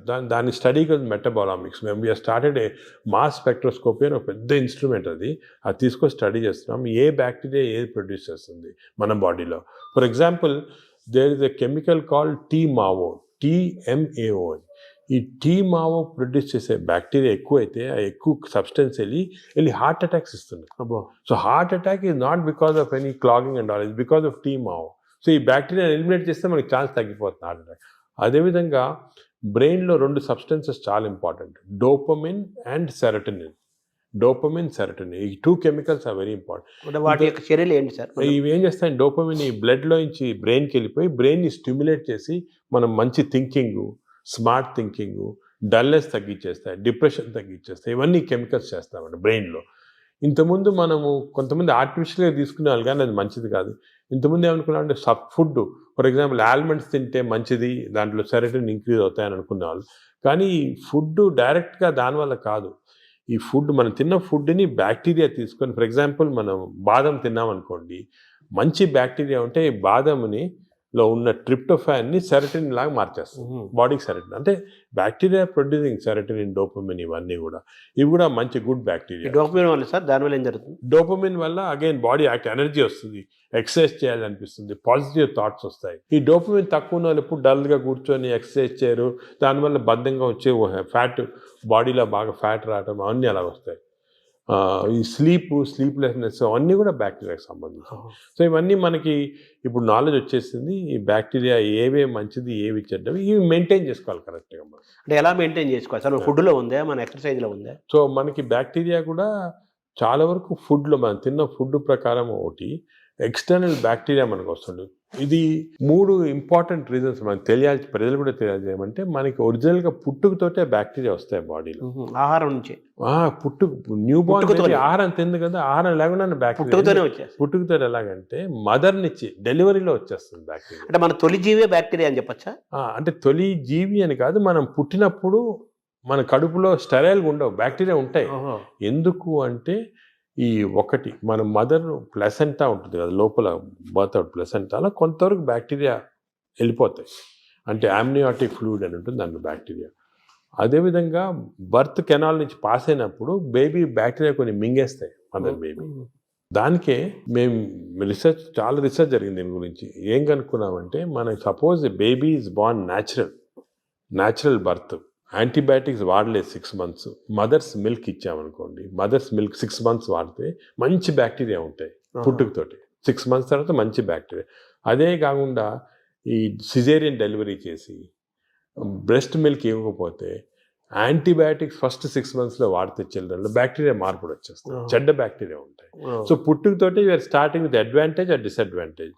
అడ్వాంటేజ్ అండ్ డిసడ్వాంటేజ్ పాపం మా బేబీ డిసైడ్ చేయదు, మదరు, పేరెంట్స్, డాక్టర్ వాళ్ళు డిసైడ్ చేస్తారు. అంటే ప్రెగ్నెన్సీ దశలోనే, ప్రీ ప్రెగ్నెన్సీ దశ నుంచే చూడాలంటారా? అంటే అంటే మనకి యాంటీబయాటిక్స్ మదర్ కూడా వాడకూడదు, ఎంత తక్కువ వాడితే అంత మంచిది. బేబీకి 6 months దాకా అసలు యాంటీబయాటిక్ వాడకపోతే మంచిది. ఇంకోటి ఫీడింగ్ కూడా మనం ఎంకరేజ్ చేయాలి. ఊర్లలో చేసేవాళ్ళు ఇంతకుముందు, ఇప్పుడు ఏదో సిటీస్లో అంతా ఫ్యాషన్ అయిపోయింది ఈ డబ్బా పాలియటం అని, అవన్నీ పోవాలి. 6 months దాకా కంపల్సరీ బేబీకి మదర్ మిల్క్ ఇవ్వాలి. మదర్ మిల్క్లో కొన్ని సబ్స్టెన్సెస్ ఉన్నాయి, స్పెషల్ సబ్స్టెన్స్, అంటే నేచర్ ఇచ్చింది. ఈ సబ్స్టెన్సెస్ వల్ల మంచి బ్యాక్టీరియా గ్రోత్ వచ్చేస్తుంది బాడీలో. బ్రెస్ట్ మిల్క్ ఇది best milk, breast milk is best milk and breast milk is best for bacteria, correct bacteria. అది ఇప్పుడు తెలిసిపోయింది క్లియర్గా. సో 6 months ఉండాలి. అదేవిధంగా చిల్డ్రన్కి ఎంత మరీ అవసరమైతే తప్ప యాంటీబయాటిక్స్ ఇవ్వకూడదు. యాంటీబయాటిక్స్ మనం ఇచ్చేసామనుకోండి బ్యాక్టీరియా చేంజ్ అయ్యాం. ఇప్పుడు యాంటీబయాటిక్స్ అంతకుముందు డాక్టర్ ప్రిస్క్రిప్షన్ అవి ఉండేవి, ఇప్పుడు అవి లేవు, అందరూ మెడికల్ షాప్కి వెళ్ళి తీసుకోవడం అది కరెక్ట్ కాదు. దానికి యాంటీబయాటిక్స్ ఇవ్వకూడదు. థర్డ్ థింగ్ ఏమంటే, as far as possible normal delivery encourage చేయాలి, సిజేరియన్ డెలివరీ చేయకూడదు. అవునా సార్? అంటే అంత డిఫరెన్స్ ఉందా? బ్యాక్టీరియా డిఫరెన్స్ ఉందా? సిజేరియన్ ఇప్పుడు అసలు హాంకాంగ్లో ఒక మంచి ఇచ్చేసారు. ఇప్పుడు ఏం చేస్తారంటే, అక్కడ సిజేరియన్ డెలివరీస్ ఎక్కువ అవుతున్నాయని మదర్కి ఆ సిజేరియన్ డెలివరీ టైంలో స్టూల్ ఉంటుంది, అది తీసి పక్కకు ఫ్రిడ్జ్లో పెట్టి, బేబీ డెలివరీ సిజేరియన్ అయినా కూడా బేబీ డెలివరీ అయిన తర్వాత ఆ స్టూల్ ఫీడ్ చేస్తున్నారు బేబీకి. అవును. సో అట్లీస్ట్ కొంతవరకు నార్మల్ బ్యాక్టీరియా రావడానికి అంత ఇంపార్టెన్స్ ఉంది. సో ఇప్పుడున్న వాతావరణంలో మీరు చెప్పినట్టుగా, అంటే మనిషి పుట్టినప్పుడు నుంచే, పుట్టబోయే ముందు దశ నుంచే వెళ్ళిపోయేంత వరకు బ్యాక్టీరియా మేనేజ్మెంట్. అప్పుడే ఎందుకు చెప్తున్నాను ఇంపార్టెంట్, అందరూ ఏమంటారు తర్వాత చూసుకుంటాం మనం, పెద్ద అదిగా పుట్టినప్పటి నుంచి స్టార్ట్ అవుతుంది బ్యాక్టీరియా మేనేజ్. పుట్టినప్పుడే ఈ 3 precautions follow: normal delivery, breast feeding, అదేవిధంగా నో యాంటీబయాటిక్స్ చిల్డ్రన్లో 6 months దాకా. చాలా స్ట్రిక్ట్గా ఫాలో అయ్యామనుకోండి, వీ స్టార్ట్ విత్ అడ్వాంటేజ్. ఇప్పుడు మనం ఆల్రెడీ దాటేసాం, ఇప్పుడు న్యూ బేబీస్ ఓకే. ఇప్పుడు దాటిన తర్వాత కొన్ని మార్పులు, అప్పుడు నెక్స్ట్ ఏమంటే నెక్స్ట్ ఎలాగా డెవలప్ చేయాలని, ఫస్ట్ ఫుడ్ చిల్డ్రన్ నుంచి స్టార్ట్ అవుతుంది. చిల్డ్రన్ నుంచి కొన్ని టైప్ ఆఫ్, ఇప్పుడు ఫైబర్ ఎక్కువ ఉన్న ఫుడ్, దాని తర్వాత ఎక్కువ న్యాచురల్ ఫుడ్స్, అంటే మన ఆర్గానిక్ ఫుడ్, అటువంటి న్యాచురల్ ఫుడ్స్, ఎక్కువ వెజిటబుల్స్, ఇటువంటివన్నీ మంచివి. కానీ అన్ఫార్చునేట్లీ ఒక రాంగ్ థింగ్ ఏమవుతుందంటే, ఫాస్ట్ ఫుడ్. చిల్డ్రన్ స్కూల్కి వెళ్ళగానే పక్కనే ఫాస్ట్ ఫుడ్ షాప్ ఉంటుంది, ఫాస్ట్ ఫుడ్స్, ఈ బర్గర్స్, చిప్స్, ఇటువంటివన్నీ, నూడిల్స్, ఇవన్నీ కూడా బ్యాడ్ బ్యాక్టీరియా కారణం. అసలు మనం నెక్స్ట్ స్టెప్ చిల్డ్రన్లో ఏం చేయాలంటే, హెల్తీ ఫుడ్ హ్యాబిట్స్ చాలా స్ట్రాంగ్గా పెట్టాలి. ఇంకోటి వర్స్ట్ ఏమంటే, ఈ సోడా డ్రింక్స్, ఫ్రక్టోస్ ఉంటుందండి, ఈ కార్న్ సిరప్ ఉంటుంది, ఈ సోడాస్లో చాలా రాంగ్ బ్యాక్టీరియా వచ్చేస్తాయి. Cool drinks sir? Cool drinks అస్సలు తీసుకోకూడదు. Cool drinks even fruit juice కూడా ఐ డోంట్ అడ్వైస్. ఫ్రూట్స్ మంచిది, ఎందుకంటే ఫైబర్ ఉంటుంది. ఫ్రూట్ జ్యూస్లో ఏముంటుంది, ఒట్టి ఫ్రక్టోస్ ఉంటుంది. ఫ్రక్టోస్ అనే సబ్స్టెన్స్ గ్లూకోజ్ కన్నా కూడా డేంజరస్. అసలు దానికే కూల్ డ్రింక్స్, ఫ్రూట్ జ్యూసెస్ తాగకూడదు. అందరు మిస్టేక్ అంటే కూల్ డ్రింక్స్ తాగడం లేదు, ఫ్రూట్ జ్యూస్ తాగుతున్నాడు. ఫ్రూట్ జ్యూస్ తాగకపోతే ఫ్రూట్ తినొచ్చు కదా. అవును, ఫ్రూట్లో ఫైబర్ ఉంటుంది, న్యాచురల్ అది. మీకు ఫ్రూట్ జ్యూస్లో ఫ్రక్టోస్ వచ్చి బాడీకి మంచిది కాదు ఫ్రక్టోస్. సో అది we should avoid completely. So children, next step baby నుంచి చిల్డ్రన్లో ఏమంటే we should advise them healthy foods. ఈ మిడ్ డే మీల్స్ కూడా స్కూల్లో పెడతారు, అవి కూడా ఒకటేమంటే ఈ ఫాస్ట్ ఫుడ్స్ అవాయిడ్ చేయాలి. Second, hygiene important. ఇప్పుడు ఏమంటే ఈ మిడ్ డే మీల్స్ కుకింగ్లో మనం చూస్తుంటాం, చాలా బ్యాడ్ హైజీన్ వల్ల బ్యాడ్ బ్యాక్టీరియా వస్తుంది. అది కూడా కొంచెం కంట్రోల్ చేయాలి. ఫైబర్ అది కంట్రోల్ చేయాలి, చాలా important. So these are all very important children level. ఇంకోటి, చిల్డ్రన్లో ఫిజికల్ యాక్టివిటీ బాగుంటే మంచి బ్యాక్టీరియా వస్తున్నాయని అది కూడా తెలిసిపోయింది. యాక్టివిటీ సెల్ ఫోన్కి అటాచ్ అయిపోతున్నారు అంతే. అది తప్పది. సో చిల్డ్రన్లో ఫిజికల్ యాక్టివిటీ వల్ల కూడా బ్యాక్టీరియా చేంజ్ అవుతున్నాయి. So we have to encourage sports, physical activity. So మంచి nutrition, hygienic nutrition, organic food, అదేవిధంగా physical activity. Avoid juices, fruit juices కానీ సోడాస్ కానీ, avoid unhygienic food, avoid fast foods. Simple. అంటే చిన్నపిల్లలు, teenagers, adolescence, తర్వాత అలా age పెరుగుతూ next age ఇప్పుడు ఏమంటే ఇంకోటి బ్యాక్టీరియా మేము ఏం చూసామంటే, చిన్నప్పుడు మార్పులు చేయటం సులభం, పెద్ద అయిన తర్వాత కష్టం, అంత ఈజీ కాదు, చాలా ఎఫర్ట్ పెట్టాలి పెద్ద అయిన తర్వాత చేంజ్ చేయడానికి. మీరు ఫుడ్ అనేది చాలా ఇంపార్టెంట్, ఫుడ్ ఈజ్ మెడిసిన్ కూడా అంటున్నారు. ఆ ఫుడ్ దానికే మేము చాలా రీసెర్చ్ చేసాము, మెడిటరేనియన్ ఫుడ్ అనేది. ఫర్ ఎగ్జాంపుల్ కొన్ని టైప్స్ ఆఫ్ ఫుడ్, ఈ కోకోనట్ వాటర్ అనుకోండి, 2 గ్లాసులు కోకోనట్ వాటర్ తాగితే మంచి బ్యాక్టీరియా ఉంటుంది. అదేవిధంగా బ్లాక్ కాఫీ, అసలు మిల్క్ అనేది రాంగ్ కాన్సెప్ట్. పెరుగు మంచిది కానీ పాలు మంచిది. ప్రోబయోటిక్ అంటారు కదా, పెరుగులో ప్రోబయోటిక్స్ ఉంటాయి. ప్రోబయోటిక్స్ జనరల్, పాలు మంచిది కాదు. ఎందుకంటే మనం వేరే స్పీసీస్ పాలు తాగుతున్నాం. మదర్ మిల్క్ మంచిది బేబీకి. అవును, 6 months అయిన తర్వాత వేరే స్పీసీస్ పాలు మంచిది కాదు. ఎందుకంటే పాలు, ఒక స్పీసీస్లో పాలు is meant only for that species. ఇప్పుడు ఆవు పాలు అనుకోండి, ఆవు పాలు అంటే దూడకు మంచిది, అది గ్రోత్కి మంచి, చాలా ఎక్స్పోనెన్షియల్ గ్రోత్ అవుతుంది బేబీ. కాఫీ మంచిది కానీ వేరే మనం తాగటం మంచిది. అంటే మన వాళ్ళు ఆయుర్వేదం కూడా మనం సెకండ్ మాట్లాడుకుంటే వాళ్ళు ఏమంటారంటే ఆవు నెయ్యి, ఆవు పాలు, ఆవు ద్వారా వచ్చేదంతా కూడా మనకు మంచిది, బ్రెయిన్. ఆవు పాలు కాదు, ఆవు గీ పర్వాలేదు కానీ ఆవు పాలు మనకి కర్డ్స్ ఫామ్లో, అటువంటి ఫామ్లో మంచిగా. యాక్చువల్ మిల్క్ తీసుకుంటే దట్ ఆవు పాలు మెంట్ ఓన్లీ ఫర్ కాఫ్, అంటే వాళ్ళ పిల్లలకి అంతే. మనం వేరే స్పీసీస్ పాలు దాటం కరెక్ట్ కాదు, అది నేచర్ అగెయిన్స్ట్. అది అంటే మనుషులు వాళ్ళు తీసుకోవాలి, మనుషులంటే అంతే, exact same species, that is nature. మన నేచర్ కి వ్యతిరేకంగా వెళ్తుంది. సో ఆవు నెయ్యి మంచిది అంటారు కదా, బ్రెయిన్ మంచిదని కాదు, అంటే కొంతవరకు ఇంతకుముందు నెయ్యి తీసుకోవడం మంచిది కాదు అంటే, ఇప్పుడు కొంతవరకు లిమిటెడ్ క్వాంటిటీస్ లో పర్వాలేదు నేను వచ్చింది, అంతేగాని మంచిదని కాదు, ఎక్కువ తీసుకోవడం మంచిది అలా కాదు. ఇందులో ఈ జర్నీలో అవాయిడ్ వైట్స్ అనేది ఒక పెద్ద ప్రచారం జరుగుతుంది కదా సార్, అది అవాయిడ్ ఏదంటారు? అవాయిడ్ వైట్స్ అంటే అన్నము, వైట్ అనేది జనరల్ టర్మినాలజీ, కానీ జనరల్ గా దోస్ అంటే ఇప్పుడు మనం కార్బోహైడ్రేట్ ఫుడ్ లో కార్బోహైడ్రేట్స్, ప్రోటీన్, ఫ్యాట్ లో saturated fat, unsaturated fat example ఏమంటే ఆలివ్ ఆయిల్. వెస్టర్న్ కంట్రీస్ లో ఆలివ్ ఆయిల్ ఎక్కువ తింటాం, మనం ఆలివ్ ఆయిల్ తో కుక్ చేయలేము. ఆలివ్ ఆయిల్ కుక్ చేస్తే అది చెడిపోతుంది. దానికి రైస్ బ్రాన్ ఆయిల్ అని ఉంది. Rice bran oil is equal to olive oil, unsaturated fatty acid ఎక్కువ. Saturated fatty acids are hydrogenated fats ఏమంటే వనస్పతి, కొంతవరకు గీ, అవి మంచిది కాదు. కొంతవరకు మన కౌ గీ అంటే ఆవుది వచ్చిన గీ కొంతవరకు పర్వాలేదు, ఎక్కువ మంచిది కాదు. అన్నం కూడా తినొద్దు అంటున్నారు కదా వైట్స్ లో, అది ఫ్యాట్స్ పార్ట్. సో ఎక్కువ అన్సాచురేటెడ్ ఫ్యాటీ యాసిడ్స్ అవి మంచిది. హైడ్రోజనేటెడ్ ఫ్యాటీ యాసిడ్స్ వనస్పతి లాంటిది అవి మంచిది కాదు. నా సెకండ్ ఏమంటే కమింగ్ టు కార్బోహైడ్రేట్స్లో సింపుల్ కార్బోహైడ్రేట్స్, కాంప్లెక్స్ కార్బోహైడ్రేట్స్ ఉంటాయి. సింపుల్ కార్బోహైడ్రేట్స్ అంటే ఏమి, రైసు ఇటువంటివి. ఏమంటే సింపుల్, దీంట్లో ఎక్కువ ఫైబర్ ఉండదు, మనం తింటే గ్లూకోజ్ ఇమ్మీడియట్గా బాడీలో అబ్జర్వ్ అయిపోయి మంచిది కాదు. లోపల బ్యాక్టీరియా కూడా అవి కూడా లేజీ అయిపోతాయి, ఎక్కువ పని లేదు దానికి. రైస్ ఇచ్చామనుకోండి, గ్లూకోజ్ తీసి బాడీకి పంపించేసి డ్రౌజినెస్. వేరే సేమ్ కాంప్లెక్స్ కార్బోహైడ్రేట్స్ మిల్లెట్స్ ఉంటాయి. ఎగ్జాంపుల్ మిల్లెట్స్ అనుకోండి, దాంట్లో చాలా ఫైబర్ ఉంటుంది, గ్లూకోజ్ ఆ ఫైబర్ మధ్యలో ఉంటుంది. దాన్ని ఎక్స్ట్రాక్ట్ చేయాలంటే అంత ఈజీ కాదు, బ్యాక్టీరియా కూడా కొంచెం పనిచేయాలి దానికి.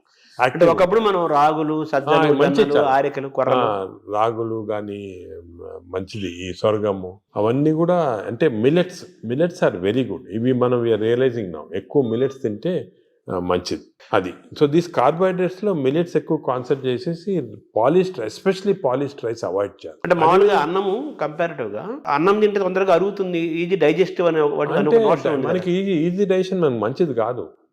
మనకి ఈజీ డైజెషన్ అంటే పేషెంట్స్కి బాగా వీక్ ఉన్న వాళ్ళకి అవసరం, కానీ మనకి normal human being complex digestion మంచిది. ఎందుకంటే కాంప్లెక్స్ డైజెషన్లో ఫైబర్, దీన్ని గ్లైసిమిక్ ఇండెక్స్ అంటారు, ఒక టర్మినాలజీ పబ్లిక్ కూడా తెలియాలి. గ్లైసిమిక్ ఇండెక్స్ అంటే ఏమంటే మన ఆహారం తిన్నామంటే మన బ్లడ్ షుగర్ లెవెల్ ఎంత ఇంక్రీజ్ అవుతుంది.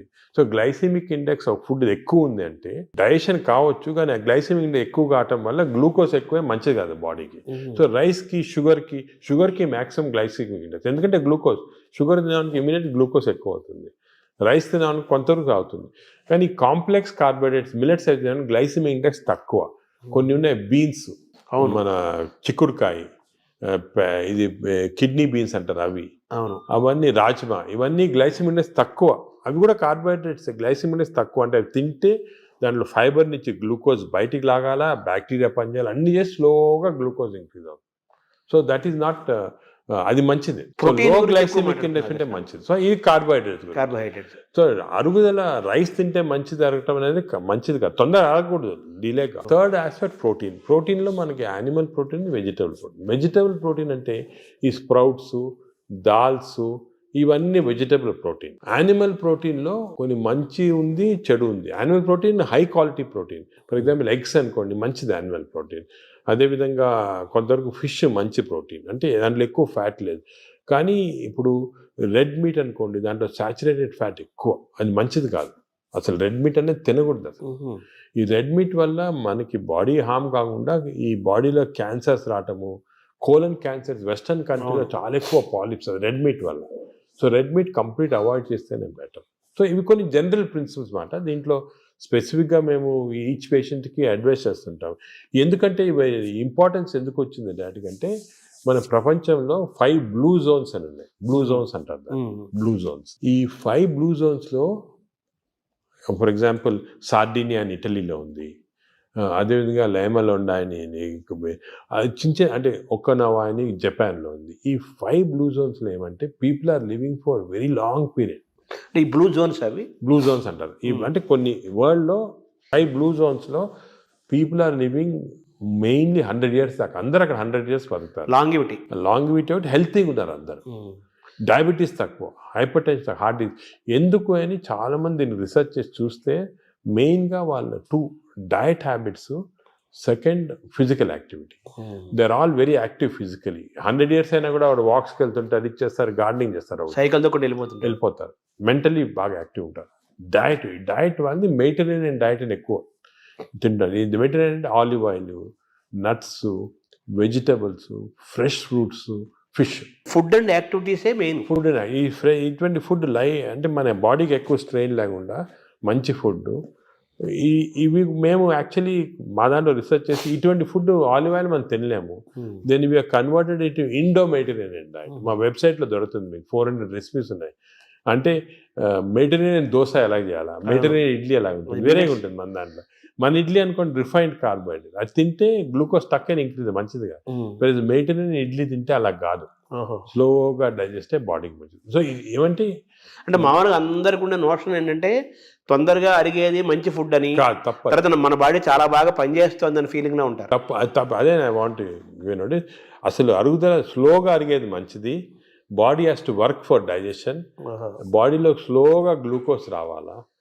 పేషెంట్స్కే మనకి వి వాంట్ క్విక్ డైజెషన్ ఉంటుంది, మన నార్మల్ పీపుల్కి అది మంచిది కాదు. సార్, ఈ ప్రోటీన్ గురించి మీరు చెప్పారు కదా, ఫిష్, ఎగ్స్ ఇవి చెప్పారు. ఇదంతా నాన్ వెజిటేరియన్ వాళ్ళకి ఎక్కడ నుంచి? వెజిటేరియన్ వాళ్ళకి ప్రోటీన్స్ చాలా. అసలు వెజిటేరియన్ ప్రోటీన్ మంచి ప్రోటీను, దాల్, స్ప్రౌట్స్, ఆల్ లెంటిల్స్లో ప్రోటీన్స్ ఉంటాయి. ఈ బీన్స్, ఇటువంటి దాంట్లో కూడా పెసర మంచిది. ఇప్పుడు దోశ బదులు పెసరట్టు తినండి, మంచిది. మన పెసరట్టు మంచిది చాలా. మీరు ఒక 2 రోజులు దోశలు ఇడ్లీలు ఆపేసి పెసరట్టు తినండి, మంచిది చాలా. పెసరట్టు మన ట్రెడిషనల్గా చూడండి, పెసరట్టు, కోకోనట్ చట్నీ, సాంబారు, అల్లం పచ్చి, ఇవన్నీ మంచి, అసలు హెల్తీ. అలా తిన్నాం అనుకోండి మనకి మంచి హెల్త్కి మంచిది. సో ఈ western breakfast, toast, butter, egg అన్న బదులు ఇవి మంచి మాట. అంటే మామూలుగా ఈ ప్రపంచం పెద్దది, ఒక్కొక్క ప్రాంతంలో ఒక రకమైన శీతోష్ణ స్థితిలో, అంటే చలి శీతోష్ణ పరిస్థితుల్లో ఒక్కో ప్రాంతానికి ఒక్కో రకంగా ఉంటాయి, జీన్స్ ఒక్కో రకంగా ఉంటాయి. దీన్ని స్టడీ చేసి కొన్ని వందల వేల సంవత్సరాల క్రితమే ఆయా ప్రాంతాలకి ఈ ఆహారం మన వాళ్ళు డిసైడ్ చేశారు. వందల ఏళ్ల నుంచి మనం అవే ఫాలో అవుతున్నాము కదా.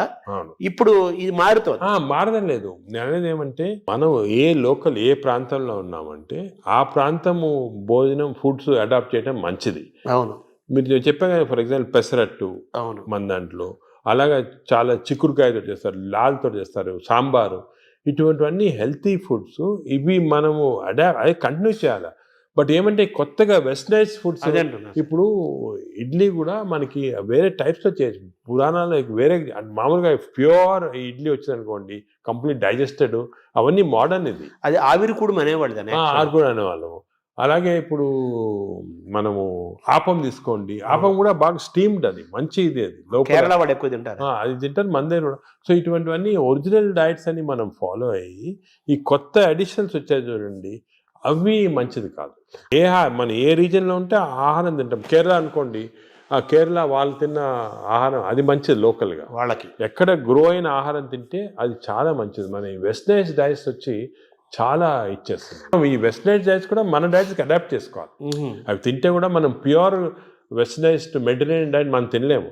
మన దానికి అడాప్ట్ చేసుకొని తింటే మనకి మంచిది. మన దోశలు వాళ్ళు తింటున్నారు, వాళ్ళ బర్గర్లు, పిజ్జాలు మనం తింటున్నాం. అదే మిస్టేక్. ఇప్పుడు మామూలుగా నేను విన్నాను, ఎవరో చెప్పగా విన్నాను, ఈ బ్యాక్టీరియా మైక్రోబయోమ్ ఇంపార్టెంట్ అని చెప్పారు కదా మీరు. ఈ క్రమంలో అసలు మన బ్యాక్టీరియా ఆల్మోస్ట్ మనం కోల్పోయి యూరోపియన్ బ్యాక్టీరియా వచ్చేసింది అంటున్నారు మనలోకి.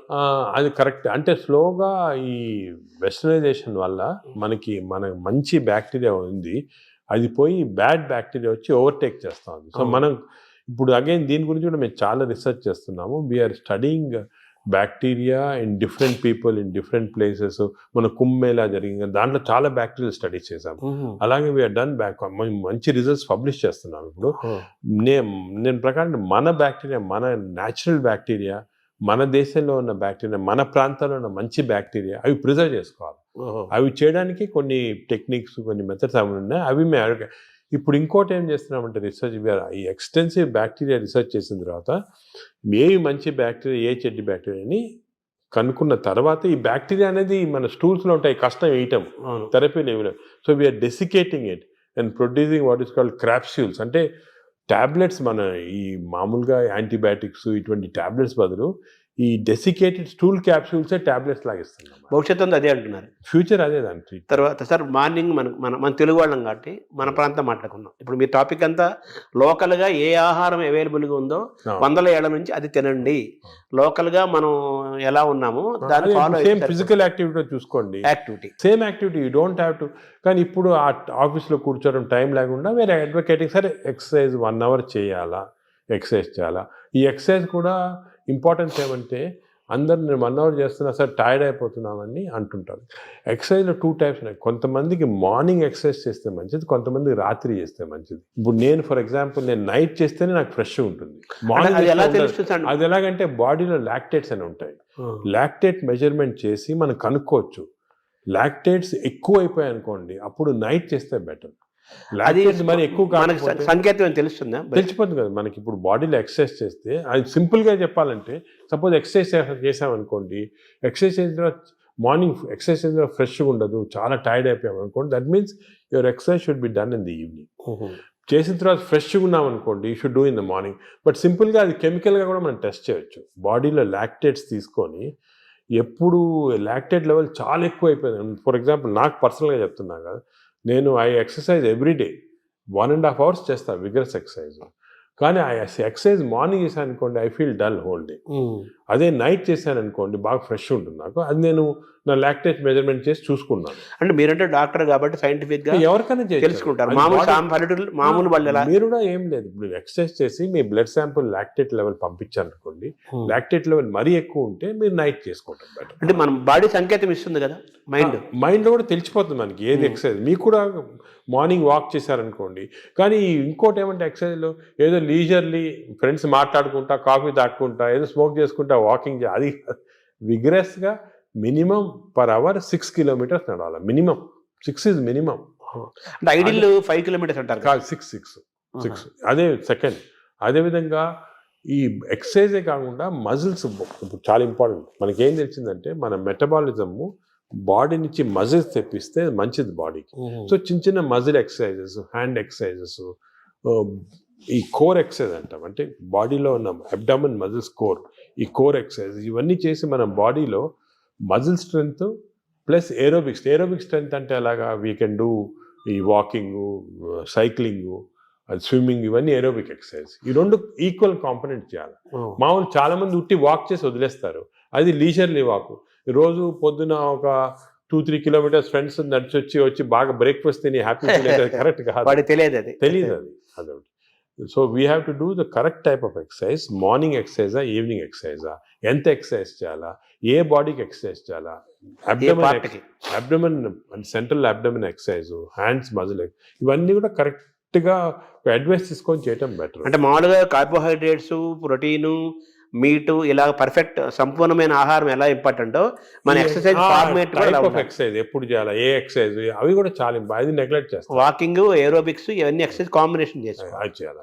ఇప్పుడు థర్డ్ కాంపోనెంట్ గట్ హెల్త్ కి స్లీప్ గురించి చాలా మిస్నామర్స్ ఉన్నాయి. అంటే చాలా మంది బిజీ వాళ్ళు, ఇప్పుడు నేను కూడా మొట్టమొదట ఇది కూడా మిస్టేక్స్ చేసేవాళ్ళము. టైం లేదని చెప్పి 4 గంటలు పండుకోవటము అలా చేసి కొంతవరకు ఈ బ్యాక్టీరియా చాలా important. They are very sensitive to sleep. Bacteria కూడా పండుకోవాలి కదా, రెస్ట్ ఇవ్వాలి కదా. మనం సపోజ్ మన బాడీ వర్క్ చేస్తాం, దాని రెస్ట్ అవి ఇరిటేట్ అయిపోయి గుడ్ బ్యాక్టీరియా పోతాయి బాడీలో. అంటే ఎలాగంటే మన ఆర్గనైజేషన్ ఎంప్లాయీస్ ఉంటారు, మన ఎంప్లాయీస్కి రెస్ట్ ఇవ్వకుండా రాత్రి పగలు పని చేయండి అంటే మంచోళ్ళు వెళ్ళిపోయి చెడ్డోళ్ళు మిగులుతారు, మధ్య ఫైట్ వచ్చి. అలాగే బ్యాక్టీరియా కూడా సేమ్, ఒక ఫ్యాక్టరీ లాగా లోపల. లుక్ ఆఫ్టర్ స్లీప్ నార్మల్గా ఇండివిజువల్గా ఒకరికి 8 hours, కొంతమంది 6 hours, అలా డిఫరెంట్ రేంజ్. 6 to 8 hours అంటాము, 7 hours నార్మల్గా యావరేజ్. మరీ ఎక్కువ స్లీప్ 10 hours చేస్తే కూడా లోపల బద్ధకం వచ్చేస్తుంది, బ్యాక్టీరియా కూడా బద్ధకం వస్తుంది. ఎంత ఇవ్వాలి అంత ఇవ్వాలి, 7 to 8 hours. కానీ మోస్ట్ ఇంపార్టెంట్ ఏమంటే మనం మాడిఫై కూడా చేసుకోవచ్చు ఈ స్లీప్. కొన్ని ఎక్సర్సైజెస్ వల్ల 8 hours అవసరం ఉన్న స్లీప్ 4 hours సేమ్ స్ట్రెంగ్త్ రావచ్చు. అదేమంటే రెమ్, నాన్ రెమ్ స్లీప్ అంటారు. రెమ్ స్లీప్ ఇంపార్టెంట్ మనకి, ర్యాపిడ్ ఐ మూవ్మెంట్ స్లీప్ అంటే గాఢ నిద్ర అంటారా. రెమ్ స్లీప్ అనేది మన నిద్రలో డ్రీమ్స్ వస్తాయి, అవన్నీ రెమ్ స్లీప్. ఈ రెమ్ స్లీప్ మనం if are able to condense to 4 hours we can get. ఇది కూడా ఒక టెక్నిక్, ట్రైనింగ్, అంటే ఇది ఒక సెపరేట్ సబ్జెక్ట్, చాలా టైం పడుతుంది. స్లీప్ హైజీన్ అంటారు కదా, sleep hygiene, sleep training, sleep technique, ఇవన్నీ ఉన్నాయి. ఇవి కరెక్ట్గా మనము చేసుకోవచ్చు. 8 hours 7 hours స్లీప్ని 4 hours చేసుకొని. బట్ అది నార్మల్ వాళ్ళు చేయలేరు. మనం దీనికి ఒక టెక్నిక్, ప్రాక్టీస్. ఫర్ ఎగ్జాంపుల్ నేను I mastered it, I can go for 4 hours and get same amount of energy as 8 hours. కానీ మామూలుగా చేయటం చాలా కష్టం unless you practice that sleep hygiene. అంటే స్లీప్ చేతిలో మనం ఉన్నామా, స్లీప్ మన చేతిలో తెచ్చుకోవచ్చు. స్లీప్ మన చేతి తెచ్చుకోవచ్చు. చాలా వరకు నార్మల్ పబ్లిక్ స్లీప్ చేతిలో ఉన్నారు. సో అప్పుడు ఏం చేయాలి, suppose you don't have this technique and to do this, ఎందుకంటే ఇవన్నీ కూడా కొంత ప్రాక్టీస్ అవ్వాలి. లేదంటే మోస్ట్ ఇంపార్టెంట్ ప్రిన్సిపల్ ఏమంటే మీరు స్లీపింగ్ బిట్వీన్ 10 to 4, అంటే 6 hours ఉందనుకోండి, 10 to 4 చేయండి, లేకపోతే 10 to 6 చేయండి. అంటే 10 o'clock అర్లీ స్లీప్ అని. ఎందుకంటే నేచర్ కూడా ఎలాగంటే మనం ఎప్పుడు ఈ లైట్లు గీట్లు లేనప్పుడు సన్ రైజ్ లేసేవాళ్ళము, సన్ సెట్టింగ్ పండుకున్నాము పల్లెటూరు. సో సన్సెట్ నార్మల్గా 7 o'clock 8 o'clock అవుతుంది. So early sleep. Sun rise పొద్దున early morning 5 o'clock 6 o'clock. So ఆ sun rise sunset timing maintain చేస్తే కొంతవరకు న్యాచురల్ స్లీప్ చాలా హెల్తీ స్లీప్. అంటే బ్యాక్టీరియా కూడా చాలా సంతోషపడుతుంది. అండ్ ఎవల్యూషన్ ఇది మిలియన్స్ ఆఫ్ ఇయర్స్, ఎప్పుడు వచ్చింది కాదు, కొన్ని మిలియన్స్ ఆఫ్ ఇయర్స్ ఎవల్యూషన్లో ఇలా తయారయ్యాం మనం. ఇప్పుడు ఈ గత 200-300 సంవత్సరాలుగా ఈ ఎలక్ట్రిసిటీ ఇవన్నీ రావడం జరిగింది. కానీ ఓల్డెన్ డేస్లో మనం చేసేది ఆ ప్యాటర్న్ ఫాలో అవుతుంది. So early bed, early getting up, early to bed and early to rise అంటారు. అంటారు కదా, అది సామెత మంచి కరెక్ట్ సామెత. అది మనకి చాలా మంది successful people have done that. ఇప్పుడు మనకి స్లీప్ టెక్నిక్, వర్కింగ్ స్టైల్ మారింది కదా సార్, మనకు మారింది కాబట్టి మనం ఈ కొత్త స్లీప్ ఎక్సర్సైజ్, స్లీప్ టెక్నిక్ చేసి కొంచెం మార్పు చేస్తున్నాం. ఫర్ ఎగ్జాంపుల్ నాలాటోళ్ళు అర్లీ స్లీప్ పాసిబిలిటీ కాకపోతే I can modify this using these techniques and get the same effect. ఇది జనరల్ పబ్లిక్ చేయలేరు కదా. అంటే మెటాబాలిజం యాక్సెప్ట్ చేస్తుందా? అంటే మనం ట్రైన్ చేసుకోవచ్చు. స్లీప్ కూడా ట్రైనింగ్ ఉంది. అంటే మన ఎక్సర్సైజ్ ట్రైనింగ్, ఈటింగ్ ట్రైనింగ్ లాగా స్లీప్ లో కూడా ట్రైనింగ్ ఉంది. మన మైండ్ ట్రైనింగ్ అది ఉంది, కానీ అది జనరల్ పబ్లిక్ చేయడం కష్టం. కానీ జనరల్ పబ్లిక్ దానికి మేము అడ్వైస్ చేస్తామంటే స్లీప్ అర్లీ, గెటప్ అర్లీ, ఆ టెక్నిక్ మరి. అప్పుడు దాని అదేవిధంగా ఈటింగ్ కూడా దానికే మేము ఇప్పుడు చాలా దీంట్లో కూడా చాలా అర్లీగా మీ లాస్ట్ డిన్నర్ 7 o'clock తర్వాత తినకూడదు. లాస్ట్ ఫుడ్ బి 7 o'clock, 7 గంటల తర్వాత ఆఫ్టర్ సన్సెట్ తినకూడదు. అంతే సన్సెట్ అంటే 7 మనం టైం పెట్టుకుంటే కొంచెం సన్సెట్ లేట్ కావచ్చు. అది ఇంకోటి ఏమంటే మన ఇండియాలో టైమ్ జోన్స్ చాలా వేరీ ఉంటాయి. ఇప్పుడు అస్సాంలో ఉన్న టైము, బాంబేలో టైం సేమ్, కానీ యాక్చువల్లీ కరెక్ట్ కాదు నేచర్ ప్రకారం. మనము 7 o'clock అని పెట్టామనుకోండి, అది ఈజీగా అర్థమవుతుంది. సో మామూలుగా మన బ్రేక్ఫాస్ట్ హెవీగా ఉండాలా, లంచ్ కొంచెం మోడరేట్గా ఉండాలా, డిన్నర్ చాలా లైట్గా ఉండాలా before 7 o'clock. Simple principles. Overall గా మన గట్ హెల్త్ అనేది మొత్తం present, future, everything gut health కాబట్టి ఈ గట్ హెల్త్ మెయింటైన్ చేయాలంటే ఫుడ్, యాక్టివిటీస్ అండ్ స్లీప్, ఇవి కరెక్ట్ అని నార్మల్గా చెప్తుంటారు అందరు, ఫుడ్, యాక్టివిటీస్ అయిపోయినా. అది కానీ దీంట్లో చాలా సైన్స్ వచ్చింది, మనం డిస్కస్ చేసాం కదా, దీనిలో చాలా నాలెడ్జ్ వచ్చింది, చాలా ఉంది.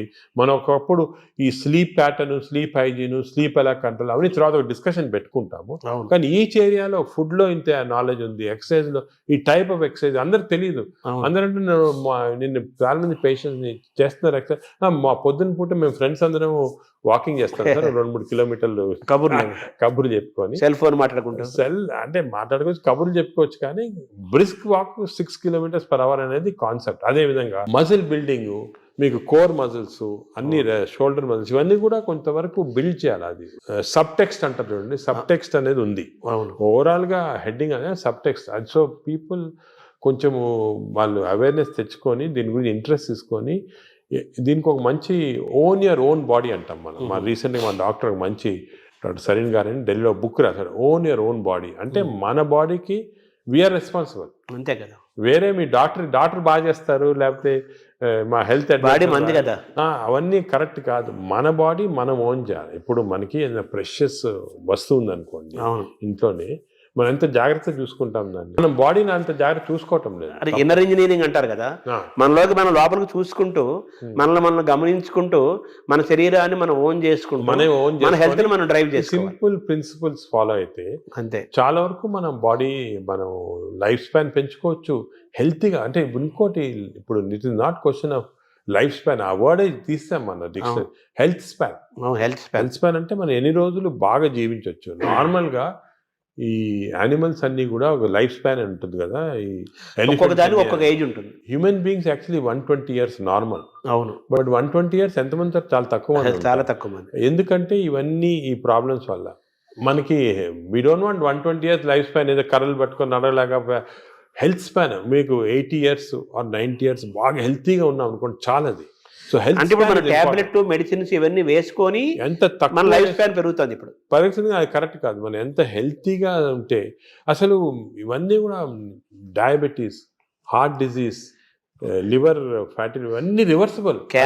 క్యాన్సర్ కొన్ని ప్రివెంటబుల్, క్యాన్సర్ రివర్సిబుల్ కాదు, ప్రివెంటబుల్. డయాబెటీస్, హెల్త్, హార్ట్, మన అన్ని వెజల్స్ బ్లాక్ అయిన తర్వాత we have seen by following certain principal you can reverse it.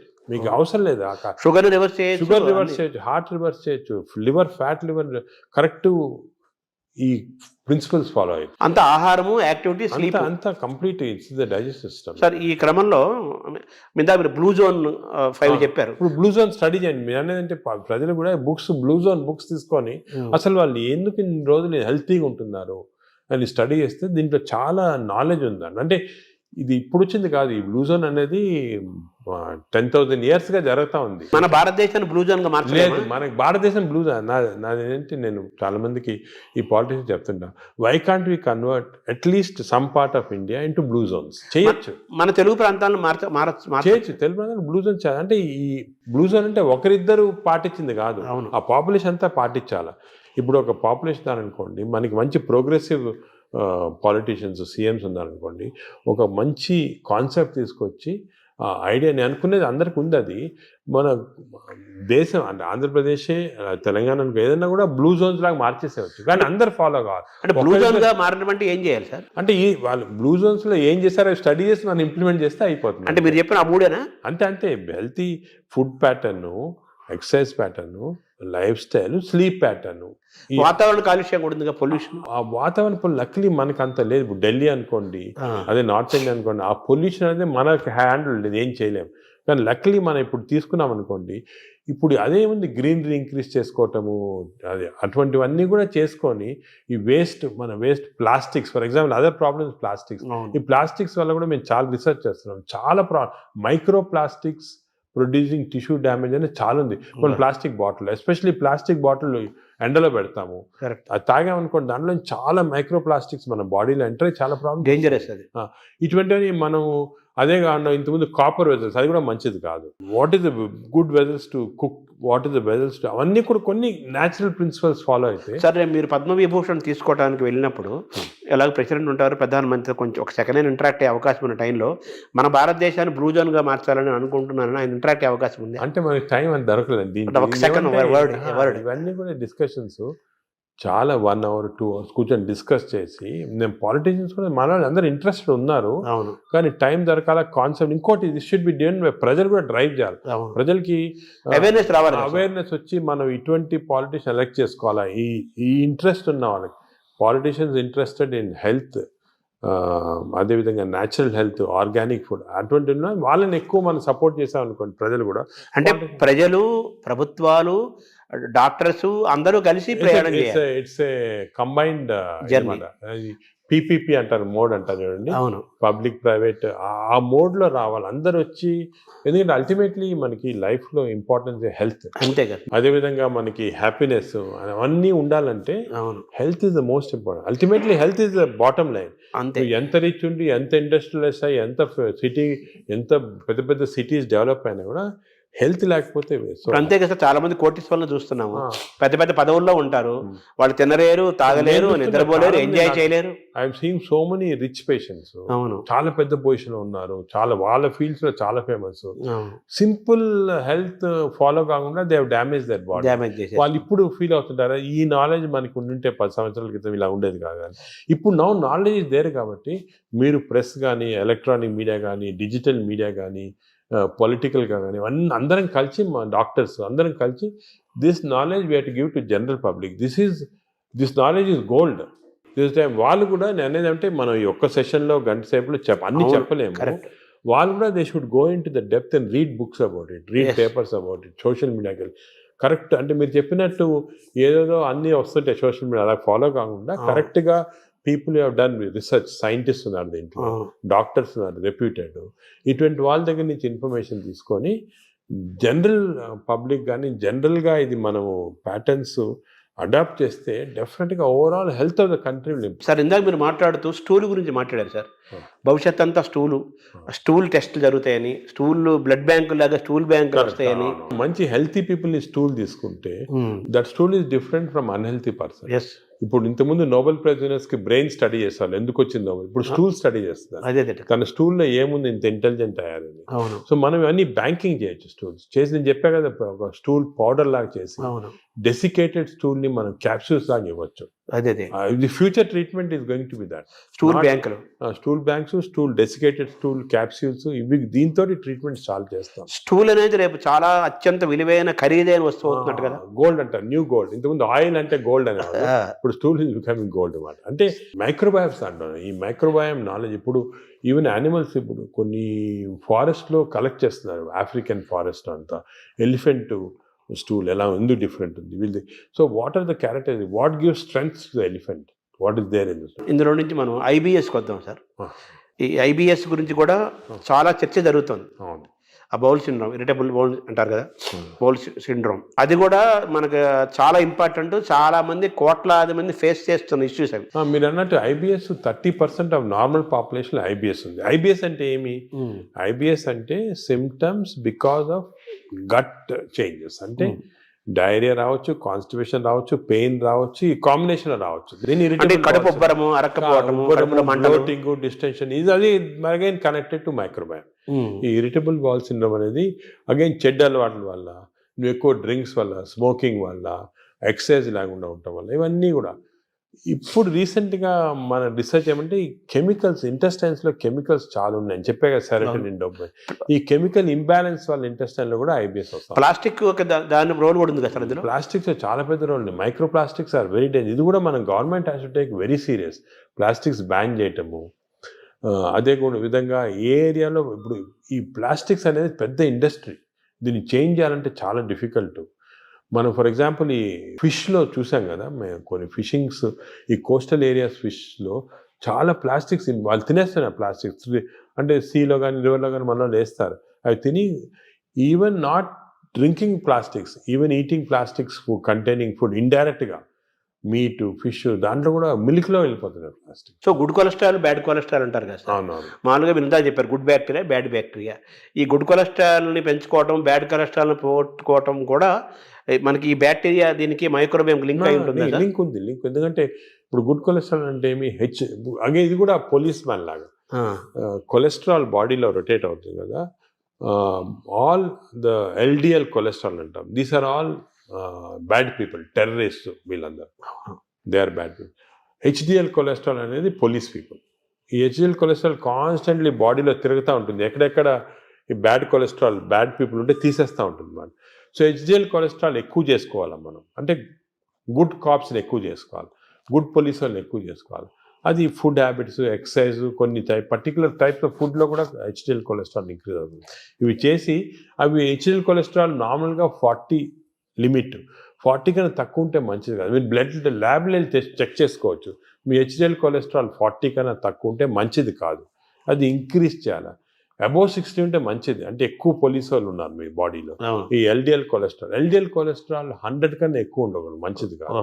100 కన్నా తక్కువ ఉంటే 70, ఇప్పుడు మేము న్యూ లిమిట్ 70 పెట్టాం. ఎల్డిఎల్ కొలెస్ట్రాల్ 70 కన్నా తక్కువ ఉండి హెచ్డిఎల్ కొలెస్ట్రాల్ 60 కన్నా ఎక్కువ ఉంటే అంటే మంచి కాప్స్ ఉన్నాయి బాడీలో, ఈ టెర్రరిస్ట్ని, థీవ్స్ అని తీసేస్తున్నాయి అన్నమాట. సో అది ఏం చేయాలి, 60 HDL, less than 100 or less than 70 LDL cholesterol. Sir ఈ క్రమంలో మీరు బాగా అవేర్నెస్ తీసుకొచ్చే టాపిక్స్లో ఫ్యాటీ లివర్ ఒకటి తీసుకొస్తున్నారు కదా సార్. ఆ ఫ్యాటీ లివర్ పెరుగుతుంది కదా ఇప్పుడు చాలా. ఇది ఎపిడమిక్ అండి ఫ్యాటీ లివర్. నేను I'm very worried about it. ఎందుకంటే మేము స్టడీ చేస్తున్నాం పాపులేషన్స్ 30-40%లో మన ఇండియాలో ఈ ఫ్యాటీ లివర్ ఇండియాలో ఎందుకు ఎక్కువ ఉన్నాయంటే మన జీన్స్లో కొన్ని ఫాల్ట్ ఉంది. ఇండియన్ జీన్స్, మిడిల్ ఈస్టర్న్ జీన్స్లో కొంచెం ఫాల్ట్ వల్ల ఫ్యాటీ లివర్ ఈజీగా వస్తుంది. పొట్టలు వస్తుంటాయి. స్కాన్ చేసుకుంటే ఫ్యాటీ లివర్ కనపడుతుంది. ఈ లివర్ కూడా గట్ తర్వాత second most important organ is liver. ఈ liver is controlling heart. Fatty liver ఉన్న వాళ్ళు ఫ్యాటీ లివర్తో చనిపోరు. ఫ్యాటీ లివర్ ఉన్న వాళ్ళు హార్ట్ డిజీజ్తో చనిపోతారు, బ్రెయిన్ డిజీజ్ అంటారు. ఈ ఫ్యాటీ లివర్ కరెక్ట్ చేస్తే వాళ్ళు హార్ట్ కరెక్ట్ పోయి బ్రెయిన్ కరెక్ట్. ఫ్యాటీ లివర్ ఎలా కరెక్ట్ చేసుకోవాలి? ఫ్యాటీ లివర్ కూడా అగైన్ ఈ అన్ని ఎక్సర్సైజెస్ ఇవన్నీ కాకుండా మనకి కొత్త టెక్నాలజీ, కొత్త మెడికేషన్స్ అన్నీ వస్తున్నాయి ఫ్యాటీ లివర్ కరెక్షన్కి. ఫ్యాటీ లివర్కి మైక్రోబయామ్కి చాలా సంబంధం ఉంది. ఫ్యాటీ లివర్కి ఇంటెస్టైన్స్కి చాలా సంబంధం ఉంది. నవ్ వీఆర్ డూయింగ్ కొత్త రీసెర్చ్ ఏమంటే ఈ ఇంటెస్టైన్ డియోడనల్ మ్యూకోజాని మేము మార్పుడు చేస్తున్నాం ఎలక్ట్రోపోరేషన్ అనే టెక్నిక్ తోటి. అంటే చేంజ్ చేసేవచ్చు. చేంజ్ చేస్తే దాంట్లో ఫ్యాటీ లివర్ తగ్గిపోతా ఉంది అక్కడ. అంటే ఫ్యాటీ లివర్ నేను చేయటం లేదు, చిన్న ప్రేగుల్లో డియోడనంలో ఎలక్ట్రోపోరేషన్ చేసి ఆ మ్యూకోజాని చేంజ్ చేస్తే ఫ్యాటీ లివర్ నార్మల్ అయిపోతాం. ఇంకా కొంచెం చాలా రీసెర్చ్ జరుగుతుంది. అది విచిత్రం. We are going to come with a new device with which we can change the duodenal mucosa. దీన్ని డియోడినల్ మ్యూకోజల్ రీసర్ఫేసింగ్ అంటారు. అది చేస్తే లివర్లో ఫ్యాట్ పోతాం. తర్వాత ఇప్పుడు ఈ క్యాన్సర్ పెరుగుతోంది, దాని మీద కూడా మీరు రీసెర్చ్ చేస్తున్నారు. అలాగే షుగర్ను కూడా మనం రివర్స్ చేయొచ్చు అని కూడా దాని రీసెర్చ్ చేస్తున్నారు. వేరే సబ్జెక్ట్ లేదు, వేరే దాని. ఇప్పుడు మనం చేస్తున్న ప్రధానమైన రీసెర్చ్ ఏంటి సార్ ప్రస్తుతం? అంటే ఇవన్నీ ఏరియాలో మేము మామూలుగా మెటబాలిక్ హెల్త్ పైన చేస్తున్నాం ఎక్కువ. మెటబాలిక్ హెల్త్ అంటే ఇవన్నీ fatty liver, obesity, diabetes, heart disease, sugar, BP, ఇవన్నీ కూడా కొలెస్ట్రాల్ అన్నీ మెటబాలిక్ హెల్త్ కింద వస్తుంది. దీనిపైన చాలా రీసెర్చ్. అంటే నేను చెప్పినట్టు ఒక రోజు మాట్లాడుకోవచ్చు మన రీసెర్చ్ గురించి. మేమేం చేస్తున్నాం అంటే మా యానిమల్ ల్యాబ్, మా దగ్గర పెద్ద యానిమల్ ల్యాబ్ ఉంది. యానిమల్ ల్యాబ్లో రీసెర్చ్ చేసి హౌ టు ట్రాన్స్లేషనల్ రీసెర్చ్ అంటారు. We have India's largest translational research centre. ఇంకోటి ఏం చేసామంటే మేము నాట్ ఓన్లీ ఇక్కడ డాక్టర్స్ కాకుండా ఐఐటిలో ఉన్న ఇంజనీర్స్ని, అలా IIITలో ఉన్న ఆర్టిఫిషియల్ ఇంటెలిజెన్స్ ఇంజనీర్స్ని, అదేవిధంగా హైదరాబాద్ యూనివర్సిటీలో ఉన్న మైక్రోబయాలజిస్టులు అందరూ కూడా తీసుకొచ్చే కన్సోర్షియం లాగా చేసి we are doing extensive research in this area. Because మేము చేసే రీసెర్చ్ ఇప్పుడు రేపు మీకు రాకపోయినా ఒక 4-5 yearsలో చాలా చేంజెస్ వస్తాయి. 4-5 years అంత తొందరగా వచ్చేస్తే I'm aiming in 5 years time we should change this whole concept in metabolic health. ఈ రీసెర్చ్ వల్ల మన దేశంలోనే కొత్త ప్రోడక్ట్స్, కొత్త టెక్నిక్స్, కొత్త టెక్నాలజీ, కొత్త హెల్త్ సబ్స్టెన్సెస్, మేము చెప్పాం కదా డెసికేటెడ్ స్టూల్ క్రాప్స్, ఇటువంటివన్నీ కూడా తీసుకొచ్చేస్తాం. ఐఎమ్ కాన్ఫిడెంట్ 5 yearsలో. ఇంకోటి ఏమంటే we are also trying to form a big consortium with other hospitals in the country. ఇప్పుడు ఆల్ ఇండియా ఇన్స్టిట్యూట్ ఉంది, మెడికల్ సైన్సెస్ ఢిల్లీలో, అదేవిధంగా PGI చండీగఢ్లో ఉంది. ఇవన్నీ కూడా అందరం కూడా షుడ్ కమ్ టుగెదర్. ఇప్పుడు this is the lesson we are learn from western country. యుఎస్లో అనుకోండి, మేయో క్లినిక్, క్లీవ్లాండ్ క్లినిక్, ఇవన్నీ కూడా కలిపి చేసి ఫాస్ట్గా వచ్చేస్తాయి రిజల్ట్. ఒకరొకరు చేయాలంటే 10-15 సంవత్సరాలు పడుతుంది. ఇందా మీరు ఒక మాట అన్నారు కదా సార్, ఈ జీన్స్ గురించి అన్నారు. మన జీన్స్ వల్లనే మనకి ఫ్యాటీ లివర్ పెరుగుతుంది, పొట్టలు అన్ని స్టడీ చేసి పెరుగుతుంది అంటున్నారు. మన ఇండియన్స్ లో రివర్స్ చేయలేమా మనం? జీన్స్ రివర్స్ చేయలేం, కానీ జీన్స్ ని PNPLR అని కొన్ని జీన్స్ ఉన్నాయి మన ఫ్యాటీ లివర్ వచ్చి, దాన్ని జీన్స్ ని మార్పుడి చేయొచ్చు. కానీ చాలా జెనెటిక్ ఇంజనీరింగ్ అని చాలా వేరే డిఫరెంట్ సబ్జెక్ట్. కానీ ఎపిజెనెటిక్స్ అని వచ్చింది. అవునవును. ఈ ఎపిజెనెటిక్స్ టెక్నిక్స్ లో ఈ జీన్స్ ని బ్లాక్ చేసేది, చెడ్డ జీన్స్ ని మనం బ్లాక్ చేయొచ్చు. అవి కూడా చేస్తున్నాం. అంటే మనం డిఎన్ఏని చేంజ్ చేయటమంటారా? దాన్ని డిఎన్ఏ చేంజ్ చేయలేం, కానీ డిఎన్ఏ ఎఫెక్ట్ ఇన్ బ్లాక్ చేయొచ్చు. అంటే డిఎన్ఏ ఎలాగా, డిఎన్ఏ బాడీలో ఉందనుకోండి, ఇట్ ప్రొడ్యూసెస్ RNA ఇచ్చి ప్రోటీన్స్ వస్తాయి, పాత్వే. అలాగే మనకి అంత పాత్వే నార్మల్గా. సో మనం చెడ్డు డిఎన్ఏ ఉన్నా కూడా అది చెడ్డ RNA కాకుండా బ్లాక్ చేయొచ్చు. సార్, ఈ క్రమంలో ఈ బ్యాక్టీరియా మేనేజ్మెంట్లో మనకు యోగా, సూర్య నమస్కారాలు, ధ్యానము, స్పిరిచువల్ థింకింగ్, కళలు ఇవన్నీ ఉన్నాయి కదా. అంటే స్పిరిచువల్ థింకింగ్ అంటే మెడిటేషన్ టైప్, బ్రెయిన్ అంటే management of brain management, various meditation అటువంటి చేయొచ్చు. అదేవిధంగా యోగా కూడా కొంతవరకు ఇట్ ఈస్ బెనిఫిషియల్ అని చాలా రీసెర్చ్ జరిగింది ఇంట్లో. ఇవన్నీ ఎలాగంటే వీఆర్ మాడ్యులేటింగ్ అవర్ బ్రెయిన్లో ఉన్న కెమికల్స్ మాడ్యులేట్ చేస్తున్నాం. దాంతోపాటు గట్ బ్యాక్టీరియా ఇవన్నీ ఇప్పుడు యోగాలో చూసాము, అది కూడా రీసెర్చ్ చేస్తున్నాము. యోగా కన్సిస్టెంట్గా చేస్తే బ్యాక్టీరియా చేంజ్ అయిపోతుంది. అవునా? So all these things are interconnected. So మీరు చెప్పినట్టు చాలా పెద్ద కన్సోర్షియం ఫామ్ చేసి we are doing lot of research. అంటే ఈ షుగర్ అనేది మనకి, ఈ డయాబెటీస్ అనేది మోస్ట్ ఛాలెంజింగ్ గా ఉంది. అది కూడా మనం విల్ గెట్ ఆన్సర్స్. ఇవన్నీ కూడా part of the research will get good answers. So reverse చేసే అవకాశం మనకు ఉంది. కొత్త అన్ని కూడా రివర్సిబుల్ అండి.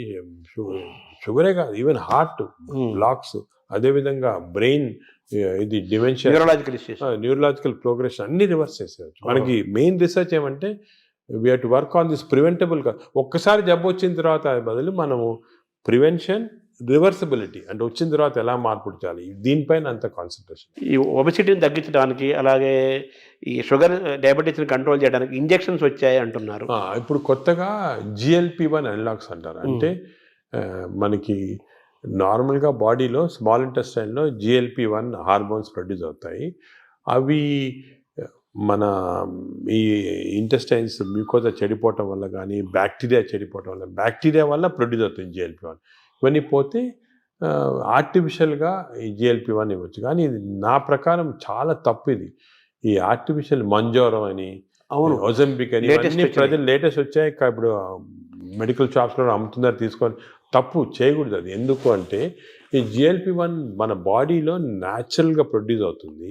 నేచర్కి ఎంత ప్రొడ్యూస్ చేయాలా, ఎక్కడ ఆపాలా, ఎక్కడ రివర్స్ చేయాలా, ఇవన్నీ నేచర్ తెలుసు.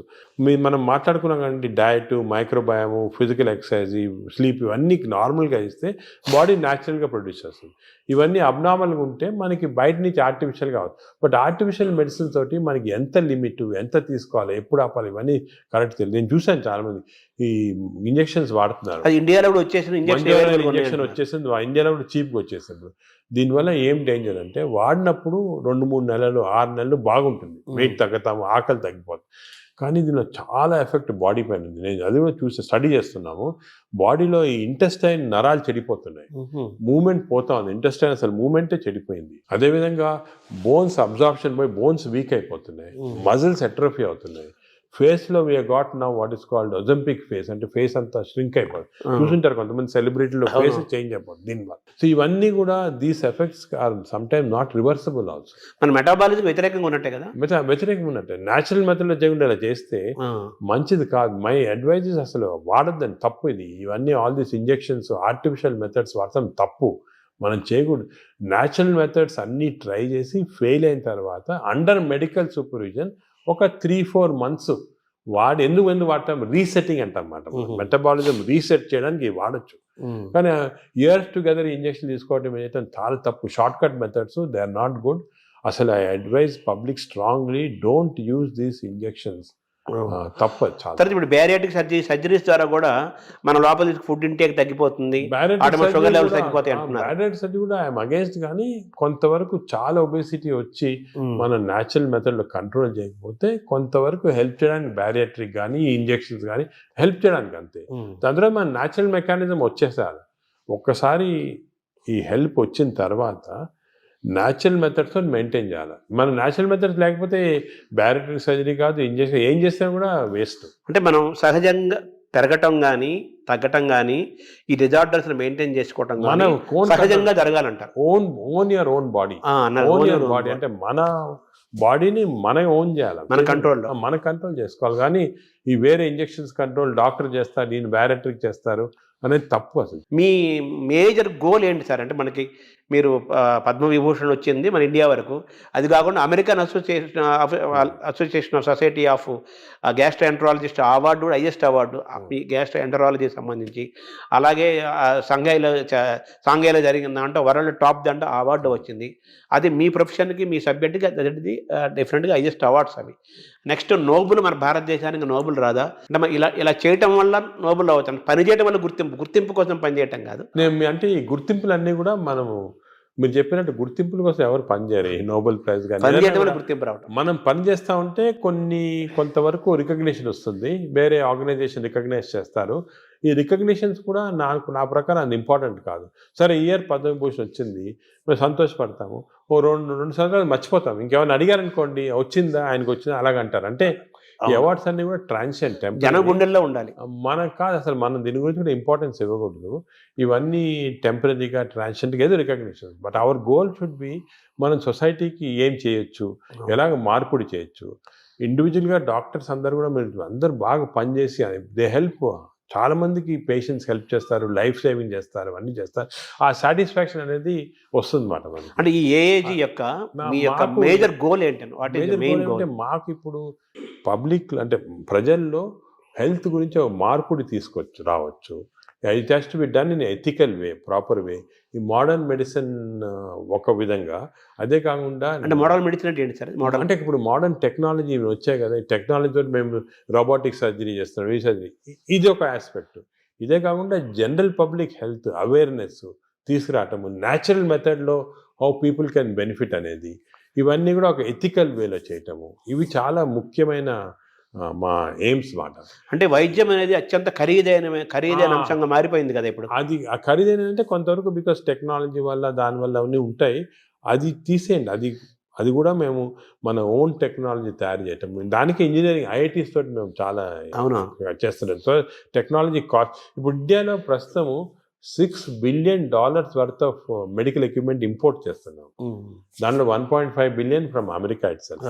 ఈ ఇంపోర్ట్స్ ఎలా తగ్గించవచ్చు, ఎలాగ దీన్ని జీరోకి తీసుకురావాలా, ఇటువంటి అన్నీ ఒకే. సో మన టెక్నాలజీ చీప్లో వస్తే అదే సేమ్ థింగ్ విల్ ట్రాన్స్ఫర్. అంటే మనం ఇందాక ప్రారంభంలో మాట్లాడుకున్నట్టుగా మన ఫుడ్ హ్యాబిట్స్ మారడం వల్ల ఆ యూరోపియన్ బ్యాక్టీరియా నుంచి మన బ్యాక్టీరియా మనం తెచ్చుకోవాలి. న్యాచురల్ మెథడ్లు ఎలా చేయొచ్చు, పబ్లిక్ నేచర్ అంటే న్యాచురల్గా బాగా హెల్తీగా ఎలా ఉండొచ్చు. సో వెస్టర్న్ డిజీజెస్, వెస్టర్న్ ఇవి ఎలా ఇవన్నీ కూడా కాంప్రహెన్సివ్ హెల్త్ ఫర్ పీపుల్ అనేది మా ఎయిమ్. అంటే ఒక సింపుల్ సెంటెన్స్ చెప్పండి, హెల్త్ ఫర్ పీపుల్. ఇప్పుడు గ్యాస్ట్రోఎంటరాలజీ అనే సబ్జెక్ట్లో హాంకాంగ్ నెంబర్ 1 గా ఉందా? గ్యాస్ట్రోఎంటరాలజీలో Hong Kong Prince of Wales hospital number 1 institute. దాని గురించి వాళ్ళు చాలా రీసెర్చ్ చేసి డెడికేటెడ్గా లాస్ట్ 50 yearsగా వర్క్ చేస్తున్నారు. అదే సో వాళ్ళతో మేము అసోసియేషన్ చేసి, ఫర్ ఎగ్జాంపుల్ అక్టోబర్లో Hong Kong Prince of Wales hospital, AG hospital India combined symposium చేసి అందరు డాక్టర్స్ని పిలిచాం ఇండియాలో. సో వాళ్ళు కూడా దే కెన్ లెర్న్ అక్కడ ఏం చేస్తున్నారు, మనం ఏం చేయొచ్చు, మనం అంటే ఇవన్నీ కూడా. ఇంకోటి ఏమంటే మెడిసిన్ ఇంపార్టెంట్, కాన్స్టెంట్గా వేరే వాళ్ళ చేత నేర్చుకోవాలి. మనమే గ్రేట్, మనమే పెద్ద ఎక్స్చేంజ్ వేరే వాళ్ళు ఏం చేస్తున్నారు, మనకన్నా ఏమైనా బెటర్ చేస్తున్నారు, అది మనం చేయొచ్చా, ఏది చేస్తే మన ప్రజలకి బెనిఫిట్ వస్తుంది, అది ఎప్పుడు కాన్స్టెంట్ చూస్తూ ఉండాలి. చాలా అంటే ఈ గ్యాస్ట్రోఎంట్రాలజీలో ఫస్ట్, సెకండ్, థర్డ్గా తీసుకుంటే మన ఏజీ థర్డ్ ప్లేస్లో ఉందంటున్నారు కదా, సెకండ్ ప్లేస్ ఇంకేంటి తర్వాత? హాంకాంగ్ తర్వాత మేయో క్లినిక్ ఉంది యునైటెడ్ స్టేట్స్లో. వాళ్ళు కూడా చాలా రీసెర్చ్ చేసి చేస్తున్నారు. వాళ్ళు వేరే టైప్ ఆఫ్, అది హై టెక్నాలజీ రీసెర్చ్ అంతా. సో హాంకాంగ్ వాళ్ళు ఇన్ బిట్వీన్ మనకేమంటే అవసరము ఈ ఫస్ట్, సెకండ్, థర్డ్ అది చూసుకోకుండా మన ప్రజలు అంటే మన ఇన్స్పిరేషన్ మన ప్రజలకి తక్కువ కాస్ట్లో ఏం చేయొచ్చు. ఇప్పుడు హాంకాంగ్లో ఏం చేస్తారు, మేయో క్లినిక్లో ఏం చేస్తున్నారు, అదేవిధంగా ఇటలీలో జెమినీ హాస్పిటల్ ఉంది, వాళ్ళు కూడా 4th ప్లేస్లో ఉన్నారు, వాళ్ళు ఏం చేస్తారు. ఇవన్నీ కూడా మన దగ్గర అడాప్ట్ చేసి తక్కువ ఖర్చులో మన ప్రజలకి ఎలాగ బెనిఫిట్ చేయొచ్చు, how can we work for that అనేది మా డాక్టర్స్ అందరూ కూడా ఆ కల్చర్ ఒకటి వచ్చింది మాట. సో నెలకు ₹1,00,00,000 జీతాన్ని కూడా ఇవ్వడానికి 10 ఏళ్ల క్రితం మీకు అవకాశం వచ్చినా కానీ అవన్నీ వదులుకొని ఇక్కడే ఉంటున్నందుకు, ఏజెంట్ డెవలప్ చేస్తున్నందుకు మీరు తృప్తిగా ఉన్నారా? నాకైతే చాలా తృప్తి, సాటిస్ఫాక్షన్. ఎందుకంటే నాకు యూఎస్ఐలో ఆఫర్స్ వచ్చినప్పుడు అక్కడ ఒక జూయిష్ డాక్టర్ ఉండేవాడు. ఆయన చెప్పాడు, మీకు హార్వర్డ్లో బెస్ట్ హాస్పిటల్లో నీకు ఇంత పెద్ద ఉద్యోగం వస్తే ఎందుకు వద్దనుకోని ఇక్కడ వచ్చి. నేను అన్నాను, సార్ నేను వచ్చి నెలకు ₹1,00,00,000 అది అన్నాడు. నేను వచ్చి లేదు అని వచ్చింది రాదు. ఇప్పుడు ఆయన వాళ్ళ స్టూడెంట్స్ మన దగ్గర ట్రైనింగ్ పంపిస్తున్నారు. హార్వర్డ్ ప్రొఫెసర్ ఈ sending his students for training to AG. ఆయన లెటర్ రాశాడు, నువ్వు చేసిన డిసిషన్ కరెక్ట్ డిసిషను, ఇన్ని 30 సంవత్సరాల క్రితము వద్దనుకొని వచ్చేయటం ఇక్కడ మంచిదైంది. ఎందుకంటే అల్టిమేట్గా ఇప్పుడు ఎవ్రీబడి హ్యాస్ ఎ లైఫ్, కానీ మనం ఎంత కాంట్రిబ్యూట్ చేస్తాం, మన వల్ల ఎంతమంది బెనిఫిట్ అయ్యారు, అది చాలా ఇంపార్టెంట్. మన ప్రజలు ఎంత బెనిఫిట్ అయ్యారు, మన దేశానికి మనం ఏం చేయగలం, మన నేలకి, మన భూమికి మనం ఏం చేయగలుగుతున్నాము, అది ముఖ్యం. అంటే వేరే వాళ్ళు బయటకు వెళ్ళి చేసిన వాళ్ళు I'm not finding fault, correct. But మనకి ఇక్కడ ఆపర్చునిటీ, ఇప్పుడు మాకేమంటే ఆపర్చునిటీస్ వచ్చాయి, అందరికి రాకపోవచ్చు. లక్ అనేది ఆపర్చునిటీ వాళ్ళకి ఇది కూడా ఉంటుంది కదా. అంటే సొసైటీ వాళ్ళు హెల్ప్ చేసిన, మీరు చెప్పినట్టు రాత, డెస్టినీ, అదే గవర్నమెంట్ కూడా హెల్ప్ చేయటము, అన్ని గవర్నమెంట్ కూడా బాగా హెల్ప్ చేస్తారు. సో మిమ్మల్ని మీరు రివ్యూ చేసుకుంటే ఒకసారిగా మీ కెరీర్ని మేజర్ ఇన్స్పిరేషన్స్ కానీ లేదా టర్నింగ్ పాయింట్స్గా తీసుకుంటే, మీరు పెథాలజిస్ట్గా ఉండాల్సింది ఇట్లోకి నాన్నగారి అడ్వైస్ తోటి గ్యాస్ట్రో రావటం ఒక సబ్జెక్ట్ ఒకదాన్ని చెప్పచ్చు. నాకు చాలామంది చిన్నప్పటి నుంచి మా టీచర్స్ కానీ, పేరెంట్స్ కానీ, లీడర్స్ కానీ, సొసైటీలో చాలామంది ఇన్స్పిరేషన్ కానీ హెల్ప్ చేశారు. మామూలు నేనేమంటే ప్రతి వాళ్ళు కూడా I see something what is the positive and try and adapt చూసుకుంటామాట. అలా చూసుకుంటే లాట్ ఆఫ్, అంటే అందరూ నాన్నగారేనా మీ పెథాలజీ గ్యాస్ట్రోఎంట్రాలజీ రావడానికి మేజర్గా? మా ఫాదర్ చాలా స్ట్రిక్ట్ మనిషి. ఆయన లైఫ్ లాంగ్ కూడా సర్వీస్ చేసి థౌజండ్స్ ఆఫ్ స్టూడెంట్స్ని ట్రైన్ చేసి సొంతంగా ఏం చేసుకోలేదు. అంటే ఆయన పాపం డబ్బు ఏం చేసుకోలేదు. ఆయన మామూలుగా ఇంట్లో ఉంటే కూడా చిన్న బల్బు ఆన్ చేసి, ఎలక్ట్రిసిటీ ఎక్కువ అవుతుందని చెప్పి బల్బులు కూడా ఆన్ చేశాడు కాదు, చిన్న బల్బ్ కింద కూర్చుంటాడు చేసి చాలా పబ్లిష్ చేసి ఒక కల్చర్ అనేది మా దాంట్లో ఇంబైబ్ చేశాడు. నువ్వు ఇలా ఉండాలా, ఇది ఇంపార్టెంట్, సొసైటీకి ఏమైనా చేయాలి, కానీ నువ్వేమైనా చేసుకుంటే ఏం లాభం వేస్ట్ అని చెప్పి ముందు నుంచి నన్ను ఎంకరేజ్ చేశారు. ప్రాక్టీస్ వద్దు, you setup institution, do research, do service అని.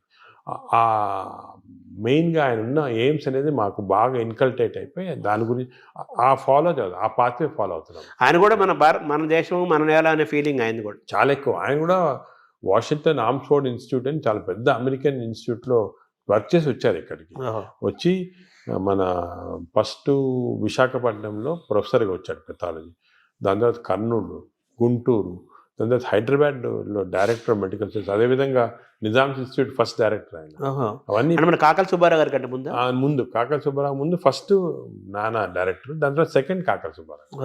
సో అలాగా ఈజ్ ఫుల్ సర్వీస్. ఆయన చూస్తే ఒక ఇన్స్పిరేషన్. అరే అసలు ఆయనకి ఏం వేరే ఇది లేదు, అవి కూడా మేడ్ లాట్ ఆఫ్ మనీ, కూడా గాన్ అండ్ డిఫరెంట్ రూట్, అవన్నీ ఏం లేకుండా ఇంత. అంటే మిమ్మల్ని మీరు ఇప్పుడు ఎలా మేనేజ్ చేసుకుంటున్నారు సార్? మీకు ప్రొఫెషనల్ స్ట్రెస్ అలాగే మీకు అందరిలాగే మీకు 24 hours కదా. అంటే స్ట్రెస్ అనేది దానికి ట్రిక్ ఏమంటే చిన్న సింపుల్ ట్రిక్ అండి. You have to enjoy your work. Enjoy చేస్తే స్ట్రెస్ ఉండదు. ఇష్టపడమంటారు, ఇంటర్వ్యూ చేస్తున్నారు, మీరు ఎంజాయ్ చేస్తున్నారు, అలాగా ఎంజాయ్ చేస్తే మీకు 10 ఇంటర్వ్యూలు చేస్తే మీకు ఏం స్ట్రెస్ ఉండదు. అలాగే నాకు కూడా పేషెంట్స్, సీరియస్ పేషెంట్స్, వాళ్ళ లైఫ్ సేవ్ చేస్తున్నాము. ప్రతి పేషెంట్కి ఒక స్టోరీ ఉంది, ప్రతి పేషెంట్ వెనకాతల ఒక లైఫ్ ఉంది. అవన్నీ మేము తీసుకుంటే we enjoy everything we do. ఆ ఎంజాయ్మెంట్ వచ్చిందనుకోండి అసలు స్ట్రెస్ 24 hours వర్క్ చేయొచ్చు. Only thing is proper nutrition, proper exercise, proper sleep అనేది మాస్టర్ చేయాలి. అది మాస్టర్ చేస్తే మిగతా అంతా. అంటే ఏఏజీని ఎలా చూడాలనుకుంటున్నారు భవిష్యత్తులో మీరు? నేను ఏజీ మా ఏమంటే it should become one of the best hospitals మన దేశంలో కాకుండా ఈవెన్ వరల్డ్ వైడ్. ఆల్రెడీ వచ్చేస్తుంది లక్కీ. న్యూస్ వీక్ మ్యాగజైన్ చాలా మేజర్ ఇచ్చేసారనమాట. సెన్సస్ చేసి దే రేటెడ్ ఇండియాలో only hospital taken is AG. AG is one of the best hospitals in the world ని they given that certificate. మీరు బయట చూసింటారు. అవును, మొత్తం తీసారు అది. So I'm very satisfied. కానీ ఇంకా కూడా చేయాలంటే ఒక లెవెల్కి వచ్చామని చెప్పి మనము వదిలేసుకుంటే స్లోగా డిటీరేషన్ వస్తుంది. కాన్స్టెంట్గా బి అవేర్ ఆఫ్ దిస్. ఎందుకంటే ఇంకోటి మన దాంట్లో నేను చూసి మా స్టూడెంట్స్ చాలామంది మా ట్రైన్ చేస్తుంటాము. We got very bright students ఇండియాలో, మంచి డాక్టర్స్, బ్రైట్ స్టూడెంట్స్. వాళ్ళకి కరెక్ట్ పాత్వే చూపించి కరెక్ట్ ఇది కమర్షియలైజేషన్ వద్దు, you going to research, you going to doing good for public ఉన్న వరకు మీకు బాగా సాటిస్ఫాక్షన్. ఒక ఫిలాసఫీ వాళ్ళకి ఇచ్చి ఒక మంచి స్టూడెంట్స్ గ్రూప్ని నీ లైఫ్ స్టైల్లో 1000 మందిని తయారు చేయొచ్చు. అలాగే వాళ్ళు ఇంకో 1000 మందిని తయారు చేస్తారు. చూసుకోండి ఎలా స్ప్రెడ్ అవుతుంది. అదే we can create a society which is very positive. అంటే నాగేశ్వర రెడ్డి గారి యొక్క, మీ నాన్నగారి యొక్క వారసత్వాన్ని మీరు తీసుకున్నారు. ఆయన ఒక స్టైల్ ఆఫ్ లైఫ్, మీదొక మీదొక స్టైల్ ఇది డిఫరెంట్. పైకి ఇలా లేపారు ఏజ్ అనేదాన్ని. ఇప్పుడు నెక్స్ట్ మీ నెక్స్ట్ జనరేషన్ ఉన్నారు మా ఆల్రెడీ సెట్ చేసాము. నెక్స్ట్ మంచి నాకన్నా మంచి వాళ్ళు ఉన్నారు నెక్స్ట్ జనరేషన్లో. రీసెర్చ్లో కానీ సొసైటీలో పనిచేయడానికి కానీ అందరు సెట్ అయిపోయారు. నేను ఇప్పుడు ఇర్రెలవెంట్. ఈ స్టేజ్ అయిపోయింది నాది. నా పని అయితే అయిపోయింది. నెక్స్ట్ జనరేషన్ ఆల్రెడీ స్టార్ట్ చేశారు. నేను ఇప్పుడు ఉన్నా లేకపోయినా కూడా డిఫరెన్స్ లేదు. అలాగే వాళ్ళు నెక్స్ట్ జనరేషన్ సెట్ చేస్తారు. ఒక వ్యవస్థను క్రియేట్ చేసి వాళ్ళు నెక్స్ట్ జనరేషన్. నేను అనుకున్నాను మన దేశానికి అంటే ఏమంటే మనం కొంచెం లేట్ అయింది మన డెవలప్మెంట్లో దాంట్లో కానీ. ఇప్పుడు జపాన్ చూసుకోండి, వరల్డ్ వార్ తర్వాత ఎంత హార్డ్ వర్క్ చేసి వాళ్ళు వచ్చారు. ఇప్పుడు మనము ఇప్పుడు స్టార్ట్ చేయాలి. చైనా కూడా వాళ్ళు కూడా యాక్టివ్, వాళ్ళు వేరే వాళ్ళంతే డెమోక్రసీ కాదు కాబట్టి ఈజీ అయిపోయింది. ఇప్పుడు మనం ఏం చేయాలంటే నెక్స్ట్ 20-30 years ఇలాగ అందరూ ఒక ఆశయంతో ఒక ఇచ్చేయాలని వర్క్ చేస్తే మన దేశం కూడా will become better than other. మీరు డాక్టర్స్కి, పబ్లిక్కి, ప్రభుత్వాలకి ఇచ్చే ఒక సింగిల్ మెసేజ్ ఏంటి సార్? సింగిల్ మెసేజ్ ఏమంటే నేను let us all work together, work hard, create the best culture. మన దగ్గర ఉంది best culture in the world. Thank you sir.